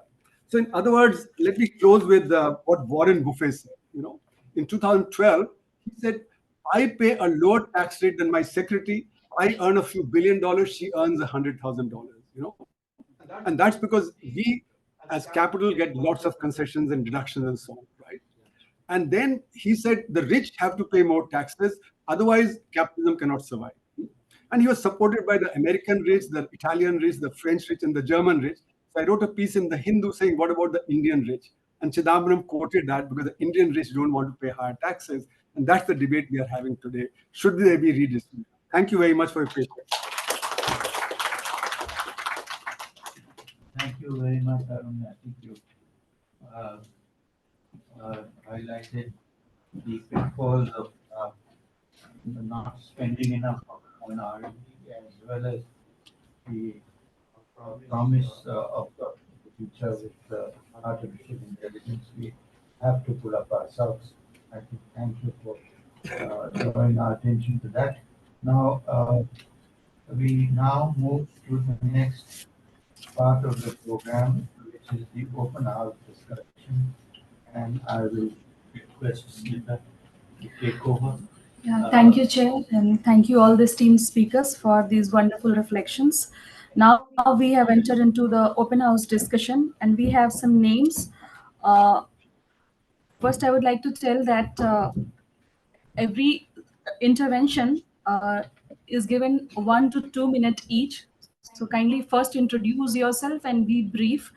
At the beginning, I would like to invite Professor Sugandha Nagpal. Professor Nagpal, yes, please. Because you won't be visible to the online audience, so I would request you to come here. Thank you, ma'am.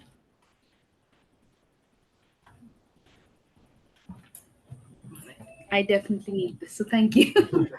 Thank you for the wonderful discussion and for a very exciting book. I had the opportunity to read a little bit of it and looking forward to reading more. And thank you as well to the panelists for their reflections. So I'm an associate professor at OP Jindal Global University. So I'll keep my intervention short. I work primarily on youth migration in Punjab. And so like Dr. Thapan, I want to sort of say, my intervention from an ethnographic perspective. And I was wondering if we can maybe look at this question of migration, education, and development through the framework of aspirations as well. Because I think it's one thing to say that, point to issues of underdevelopment and brain drain and the negative repercussions of migration. But I think it's also important to acknowledge the very strong aspiration for migration that do exist, right? And if we are to understand how to reorient those aspirations, we need to address where those aspirations are coming from. So just to give you a brief example from my own field work, so I've worked with young women from the Dalit community in Punjab who were pursuing bachelor's and master's degrees, so educated young women who had aspirations for migration, but these were flexible aspirations, right? So they were also looking at, a government job. They were also looking at jobs in the private sector. And if we can sort of think of development and how it works alongside migration education, alongside this paradigm of evolving aspirations, I think that can be a useful way of taking this forward. And I'd love to hear thoughts from the editors and the panelists on this. Thank you so much. Thank you, Dr. Nagpal. Next, I would like to invite Professor Anusura Mansa for his reflections. Thank you. Thank you so much. I'm extremely delighted that three scholars have edited the book, contributed to all Khadrites and non-Khadrites. So it's very happy occasion that I have got the chance to speak. But time is very short. So first of all, I'm congratulating to you, sir, because you are the leading expert, especially on the migration. And definitely your study is going to lead to all of us, and it is going to inspire to all of us to work in this area, as this issue, migration issue, is not much highlighted as of now, but I am sure that all these scholars who are over here are going to take this issue in a big way, in a very robust way, as we all know that India is a leading country uh, from where a lot of migration is still taking place. I think, and it was rightly highlighted that India is the first country now has become the first country in terms of the receipt of the remittance. If you see the size or the volume of the remittance right now, I think it has gone up to 125 billion US dollars, so replacing or leaving China far behind.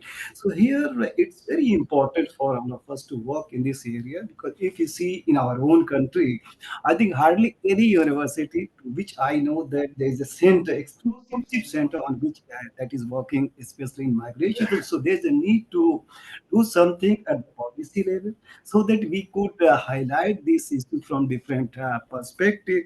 And this book is, of course, is very important in the sense that it is going to set the tone of this kind of things. And I think many young scholars are sitting over here, so they are going to take this issue in a very big way.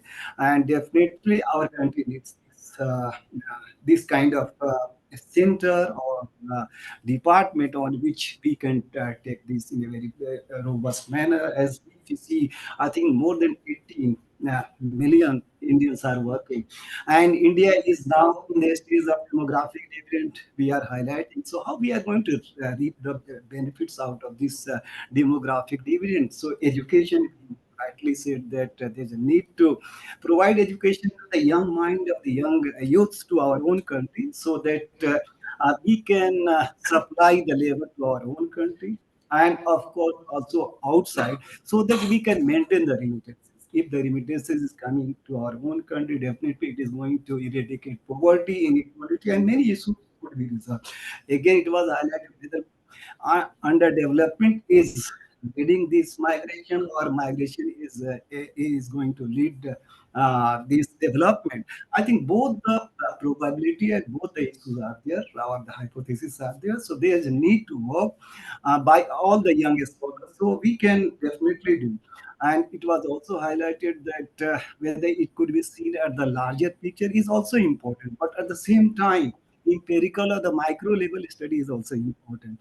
When we talk of migration, all of a sudden our mind goes to that the Kerala is the leading country in our is the only Indian state which is leading in terms of the migration. But now if you see that, because that is the area of my interest and specialization, that Gulf migration, I think if you see the total size of the Indian migration to that very region, I think it is around 9 million. So 90 lakhs Indians are working, and they are remitting almost 50% of the remittances to which our country is getting is from that. So there's a need to work how this migration can be used as a strategy, means development strategy. Unless until we, the academics, should come in this area, I think this issue cannot be resolved, because unless until we address this issue with the app kind of policy, migration policy again, I think this is not much importance has been given. So there's need to give this importance. I think time is short, so I should not speak much. So thank you once again for having given this opportunity to share my thoughts, and all these panelists, distinguished panelists, to which I have got the chance to listen. Because when I was in GNU, they all were of course, they all are my professors, and they all are my, uh, of course, academy, to which I have learned a great deal. So I have got this chance today also to listen to them. Thank you so much. Thank you.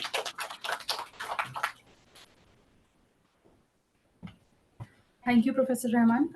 Next, I would like to invite Professor Aarti Shrivastava. She is an author contributor. Ma'am, please. Good evening, everybody. The dignitaries on the dais and the audience here. I would like to say I'm at NIPA, National Institute of Education Planning and Administration, heading the Department of Higher and Professional Education. So the road to development actually crosses through education. The correlation between education and development is fairly well established. And there are many takeaways that we can talk about, and therefore my chapter in the book is focusing on investment in higher education, which will be, and I've looked at data, the decadal change that has happened happened, and I've looked at data and put some points together. So, I mean, the takeaways from development would be, that we have increased productivity. We have seen that it will increase productivity, inequalities, of course. Also, the democratization would increase, as many people have said that, how, many of the political things are also offshoots of this, development. Uh, of course, and it will help in building of the knowledge society. We are, in the world where, right to education is already there, and we are here, building, many, institutions through higher education. So building of knowledge society will be there. It also promotes modernization.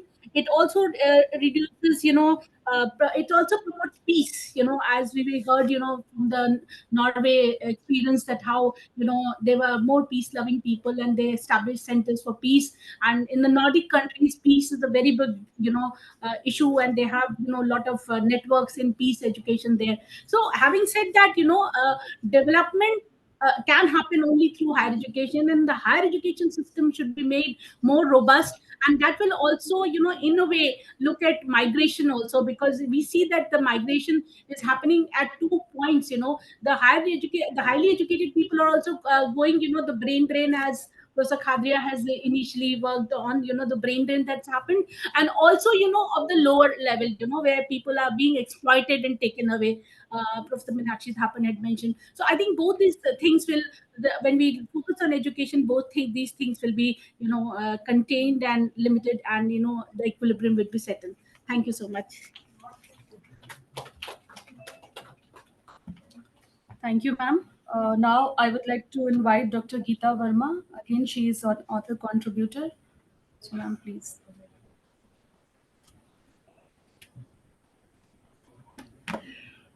Good evening. And first of all, I think as a student of Professor Binod Khadria, I want to congratulate sir and also my colleagues who've been author and also contributor.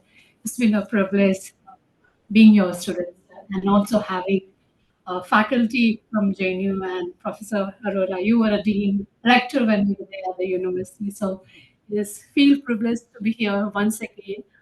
Feel like it's a home, it's a JNU, and I wanted to say that. Second, I think when we started discussion around this book, one of the reason as a group we thought there have been a many work in the country, and also something that Professor Khadria had started having a specific focus on international migration as part of our economics of education. I think as worked with various organizations, what we felt that within the discourse of economics education, international migration was not really situated well before that, and that has really set the tone for economics education. And in fact, this field is still remain very, I would say, sideline, haven't been explored much. So I think this book is probably going to give a certain direction or choose the discourse and the discipline. I think globally it has been much explored, but in India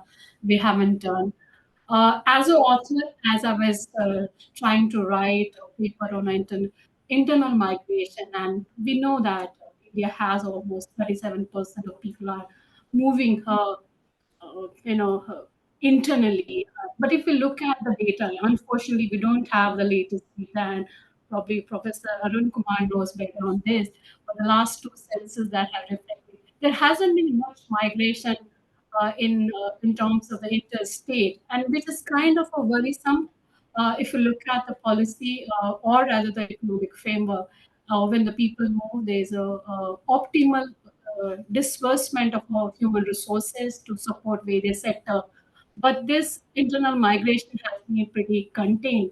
And when we look at the impact of internal migration on children, and something which was witnessed during COVID and otherwise, is that despite having even a national education policy which was released, even when though we were looking at pandemic and we were coming out, we have really failed to acknowledge the issue of education in the larger spectrum. 3 points why one of the challenges is that typically internal migration has been studied from a demographic lens. and hence the impact of internal migration on children, on society, and families from the perspective of health and education has been studied well. It has been a nightmare finding the relevant paper. Honestly, how these two critical uh, areas impact the family and the society, and we have studied very less, and how internal migration impact the family as a unit and how they cope with. COVID was one example when we witnessed, because I'm a part of an organization, I'm a civil society organization. We saw family was sitting outside of a village with families, with children, and they were not allowed to come because of the protocol we had it. And the study that came from Ajim Premji University, and tons of assessment that had happened after that, children have lost the ability to even learn, not just losing out their competency or assessment.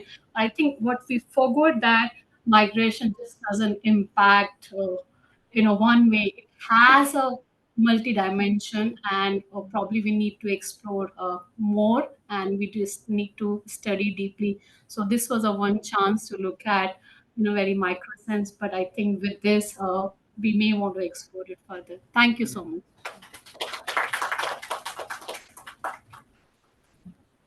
Thank you, Dr. Verma. Now I would like to invite Dr. Deepak Maan. Is not here. Okay. Sir, okay, I will next invite convener of GRWT, Dr. Sadanand Sahu.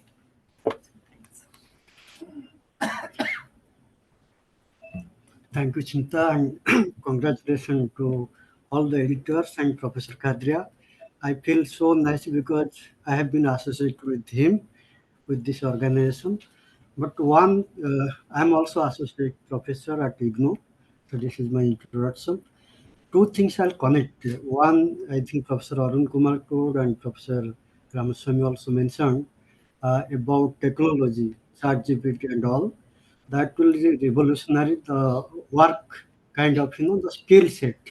So how we are going to address that? Second thing about the demography aspect, which Professor told. So India is actually sending 3 million, around 3 million migrants every year. And the unfortunate part is we don't have data and information management in a robust way.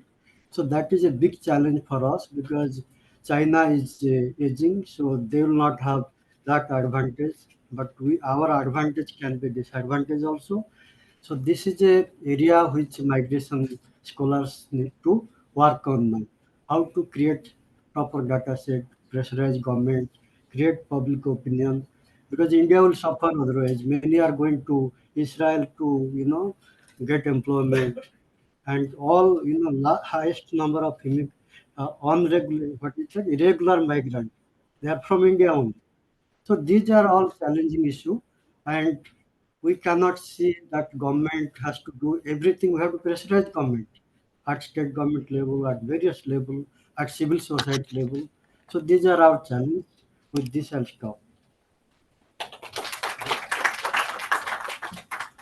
Thank you, Dr. Sahu.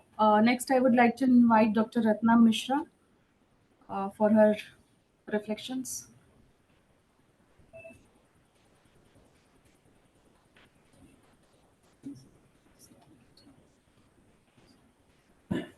Good evening to all of you.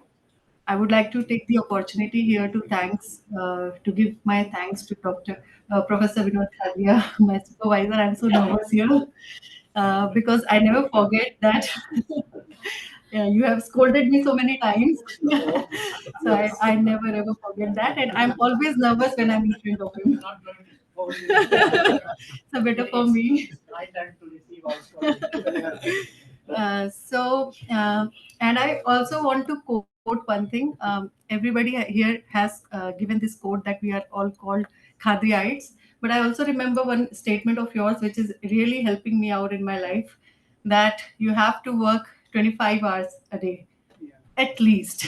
So I think all of you remember this line. So out of 24 hours, you have to work 25 to 28 hours a day. So that is really helping me out, sir. So I have a very small intervention here.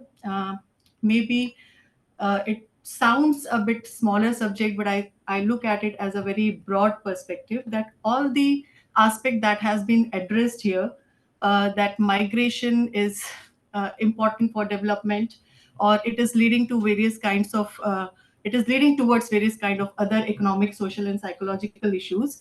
But for that purpose, I feel that our nation really requires some nodal agencies, dedicated departments to collect specific data, which is really required to continue the research in this area and come up with some solid and very useful policy interventions here. So this very small aspect, I think, which was not covered, because most of the aspects that I really wanted to address has already been covered by various other speakers, and the people just came and spoke. So this point I really wanted to speak, because I really want some reflection on that, that what can be done at national level or global level to address this data requirement or deficiency in the data that is available in the field of migration, specifically international or national. That is what I really wanted. Thank you so much. Thank you.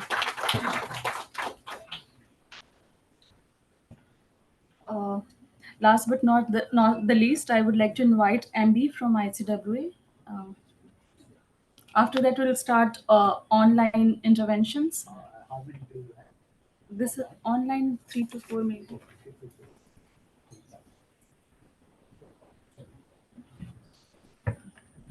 Thank you so much for having me here. And so I am Ambi. I'm associated with Center for Migration, Mobility and Diaspora Studies at the Indian Council of World Affairs.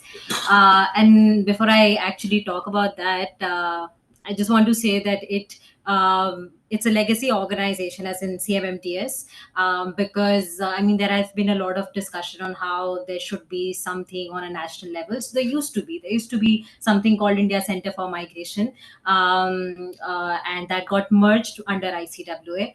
And I'm talking about ICM because Professor Khadria was very much associated with ICM. So yes, there have been changing shift of waves. But I think what I want to just talk with my intervention and reflection is the future from today's discussion, or future from when we leave this room and go on with our lives, is where do we go with the future of migration. I think one thing which I would love the panel would talk about was narratives and perceptions. I think there have been discussions on interdisciplinary and redistribution. There have been a lot of critical insights on all of that, but I think a tying element is also about how things are perceived, how migration narratives are framed. Because I really feel that I think a lot of challenges, even I think when Professor Khadri was giving his note, and he was talking about that back in 70s when he was working on brain drain, he was like, I mean, he had very few sources to look up to. And I feel like the problem is still there when you're a scholar of migration studies in India, and just your families would tell you like, okay, what migration are you actually studying? Are you talking about Siberian grains? Like what migration? So I think that's actually a fundamental problem, because when you go back to your home and you talk about your family members, there's just this lack of understanding that human migration from one place to another is not really natural as it is in our part of the world. I have also felt this, that countries abroad maybe look at migration in negative ways, of course, now as there was discussion of rising right. But I'll just conclude with this part, because I know we have more reflections coming on, that I think the future from here needs to be a focus on how we can influence public perception, how we can influence our family members, how can we influence those around us to talk about migration in a way that it's not really a very normal thing. That's it. Thank you. Thank you, MB. Now I'll start with this.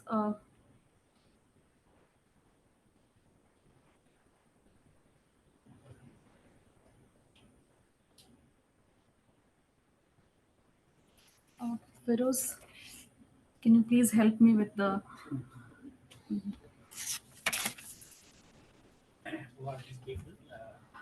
Professor Whaley, she wants to share some screen. So Ask her first. Yeah, I'm just inviting her, but I want to give her permission for sharing her.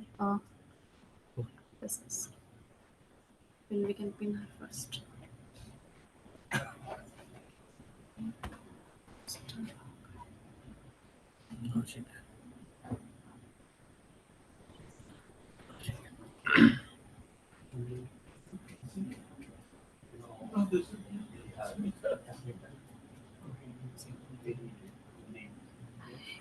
Yes, ma'am. Now you can share your presentation, and you can also unmute your audio and video. We all are listening to you.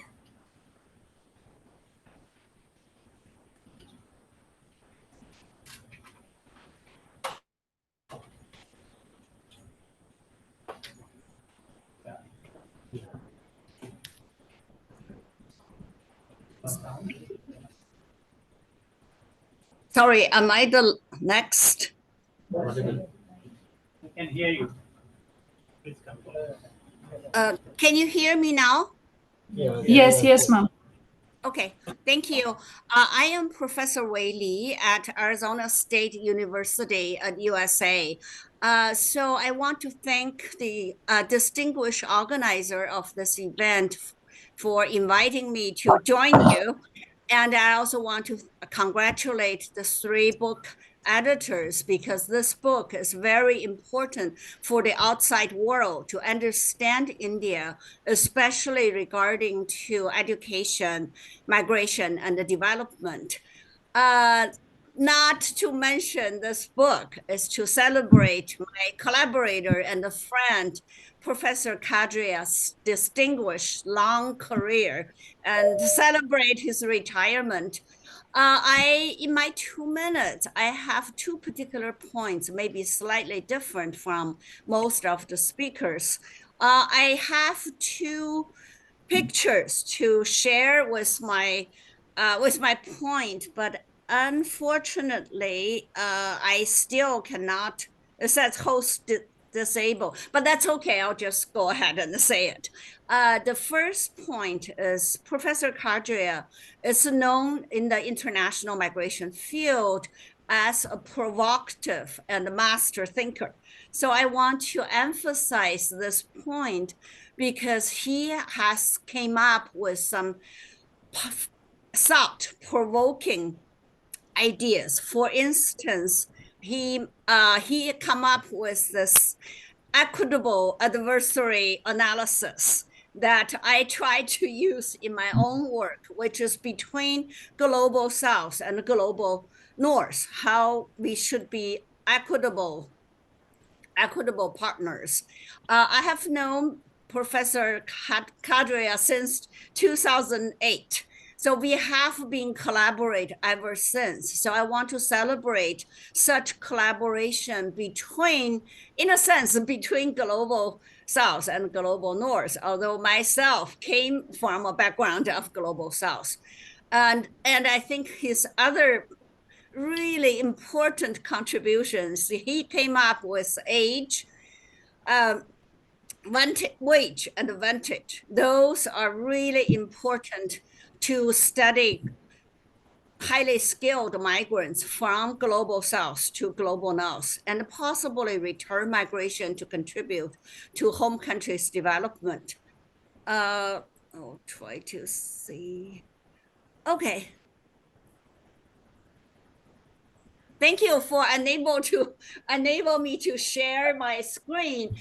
This photo was taken 15 years ago when Professor Khadria invited me to JNU the first time to join a high-level EU and India migration seminar. As you can see, 2 of his students are there as well. So that's a segue to my second point, which is Professor Khadria's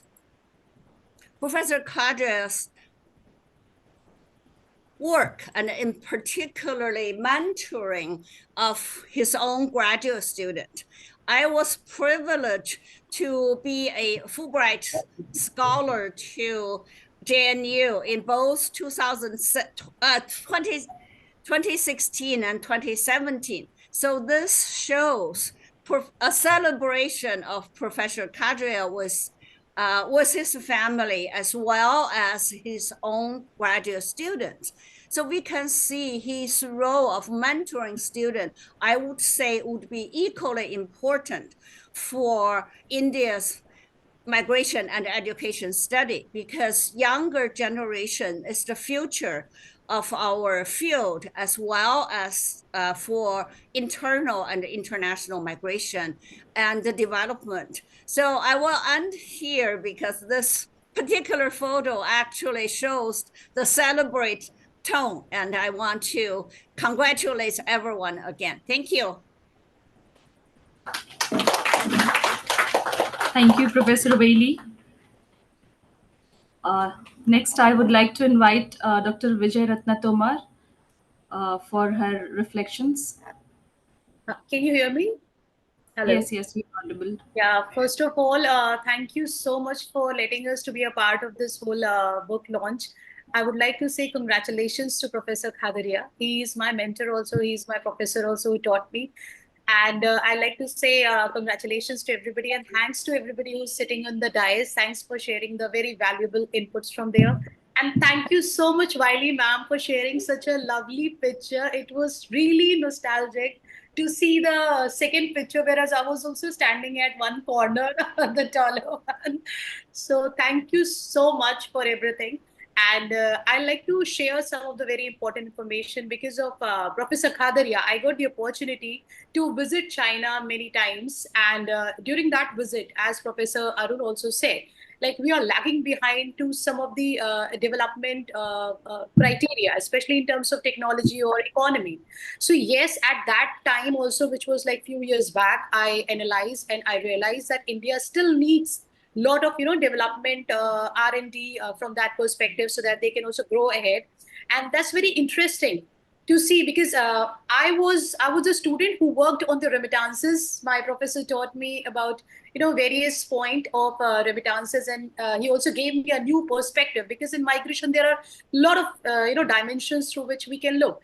But remittances is one such, I would say, input to any of the country, in which I would say in any of the economic crisis time, this is something which is very stable.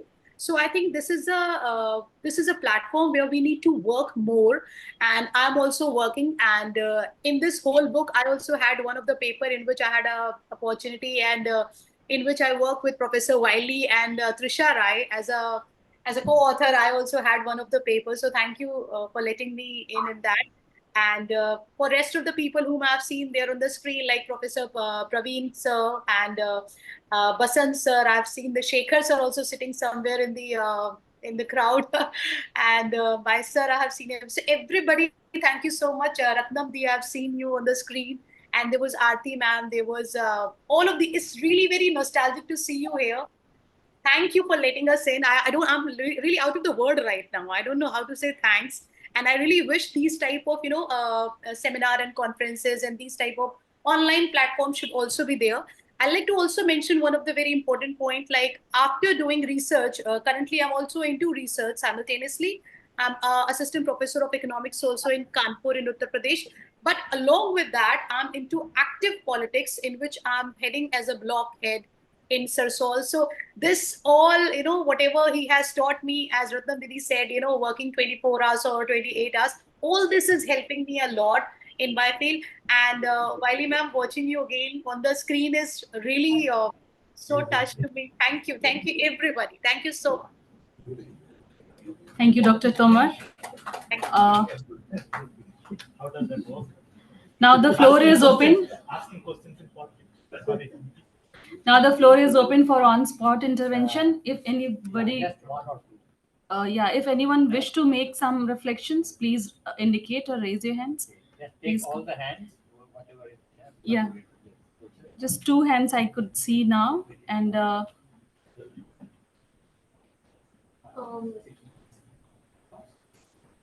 Respected teachers, it was a great time listening to not just you people, but also the other interventionists who were also bringing to light how they have been so much, I think, taught and well received by you all.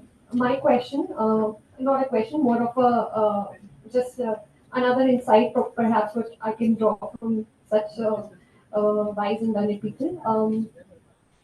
Around climate migration, we are well aware of the climate momentum and the imbalance which is currently affecting migration, not just international but internal migration. So around that, if we are working on these fields along with the on the developmental aspect, on the human development.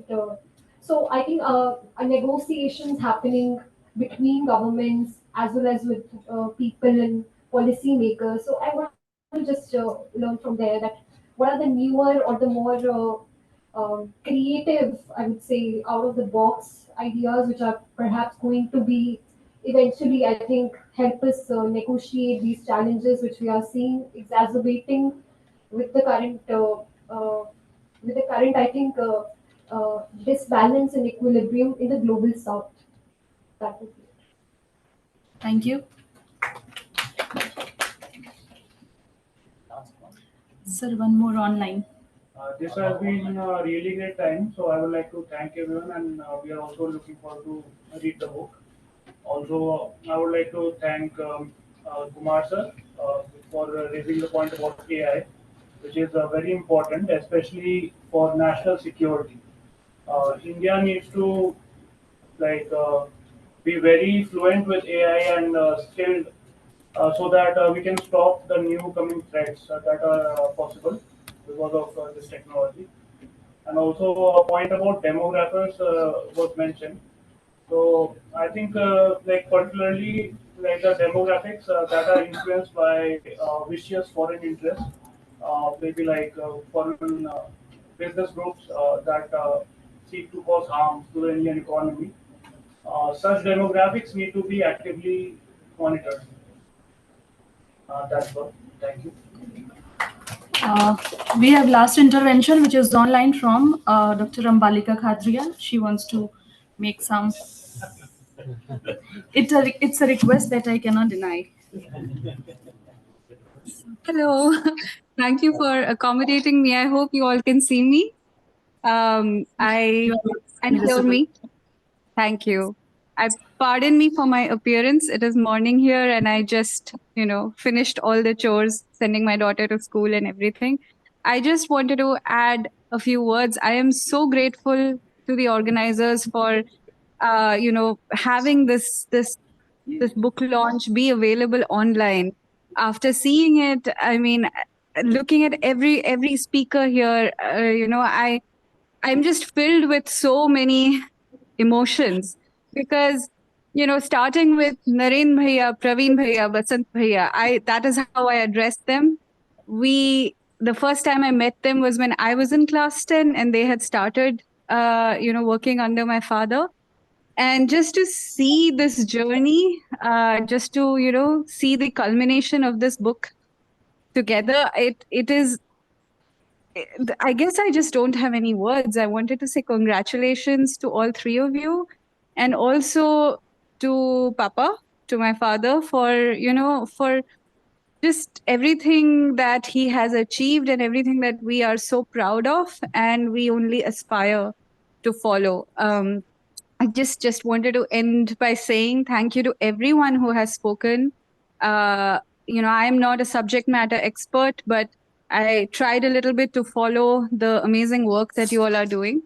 And just want to say that it is amazing to see this community come together to honor Professor Khadria, but also to do the amazing work that you're doing. I'll end here. Thank you for giving me the opportunity to say these words. Thank you, Ambalika. It was very sweet listening to you. So moving next, I will invite the three editors for their last word, 1 minute each. Okay, it is. So now it's another thing. So closing remarks by chair. Yes, it's a wonderful occasion. You feel it, I think you feel the warmth and you feel the emotions that are aroused by all of you being together again for this function. And I think we have covered a lot of ground in terms of what lies ahead, the future dangers, the future challenges. I would like to just, because time is short, put before you two or three points for your consideration. As you know, I am deeply interested in the fact that India is a federal country. It's a federal democracy. And when you look at migration, particularly international migration, the tendency is to see it as a union or a government subject because citizenship and passports and all that goes with it is with the union. So you lose sight of the fact that these are, since we have only one citizenship, but they are inhabitants at least of different states. And there, before I come to internal migration, I think the systems for generation of migrants need to be looked at again. There is a linkage to foreign policy.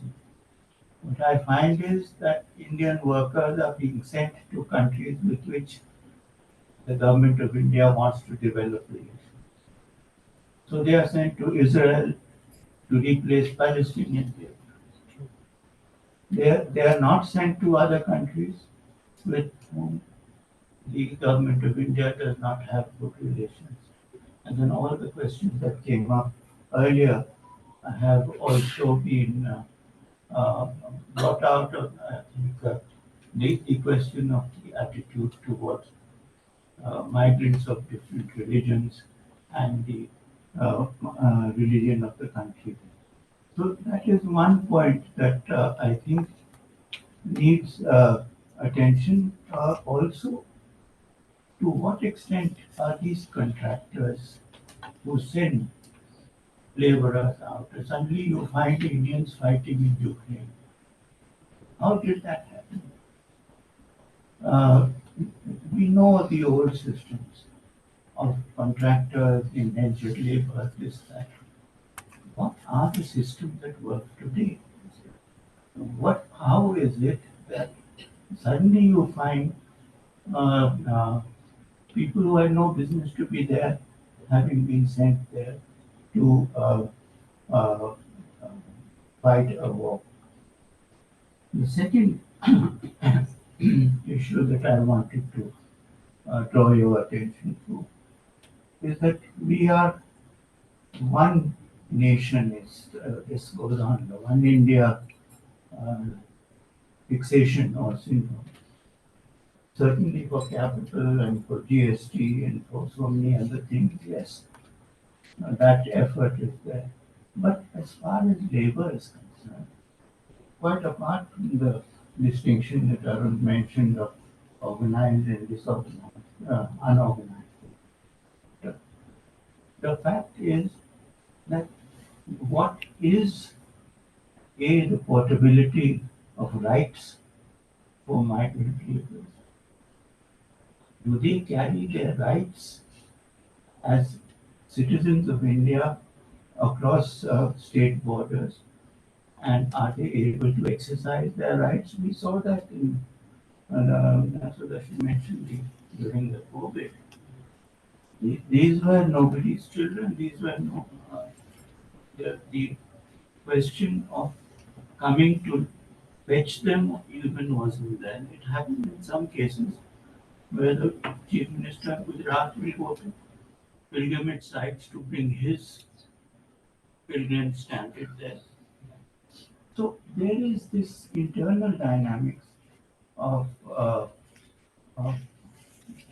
our states and the state citizens, how do we manage to look after their rights?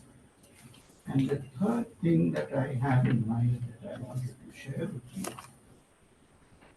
is that in future challenges, and it was mentioned, the climate migration and other commitments that we have to the sustainable development goal, unless the states are brought on board, there is no forum at the moment to discuss these issues between the Union and the states. All the forums that existed to discuss problems that are of common interest have fallen into disuse. We saw that on many occasions.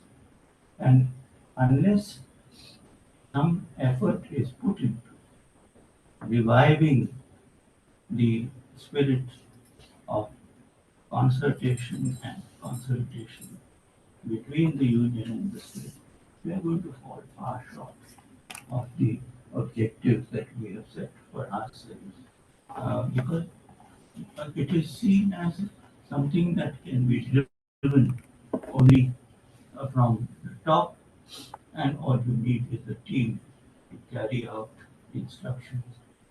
And my own fear is that we run the risk if now with the other projects that are being talked about, the one nation, one election, and so on and so forth, that the way in which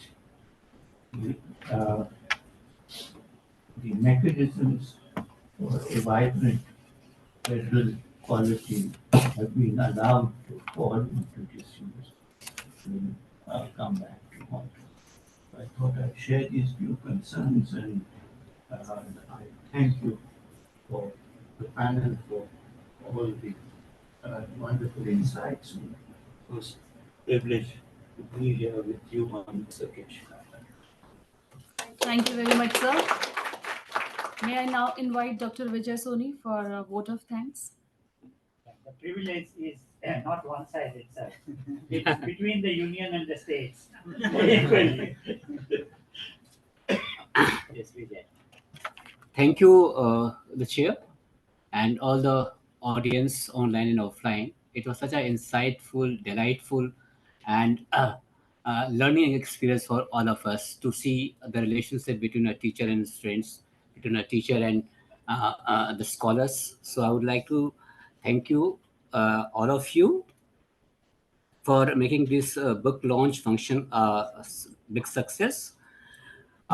There is no great sense of satisfaction and happiness when a teacher realizes that his efforts has been well recognized and has benefited students, scholars, and academics for which he sets his journey on.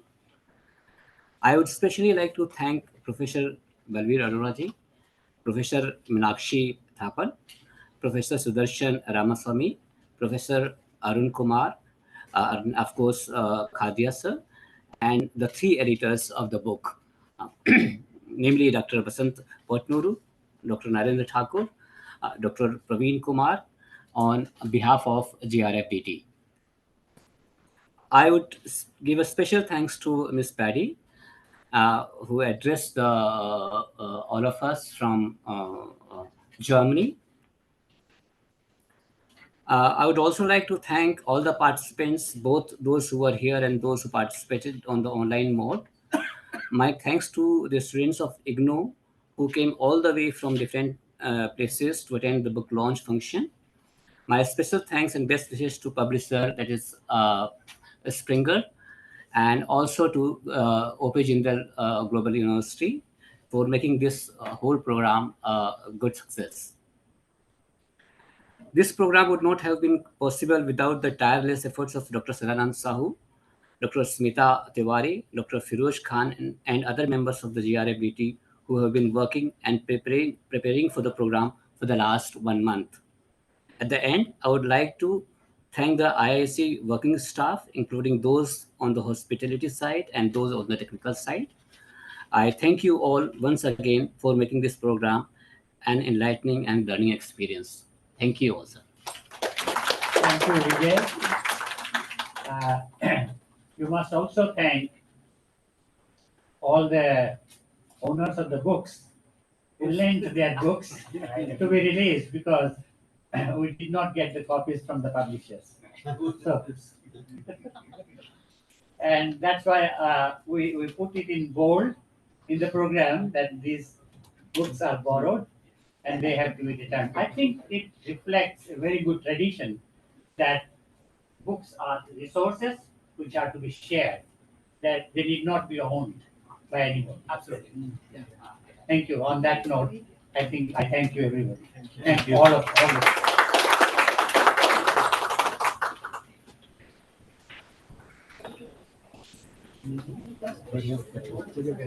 Don't mind, I have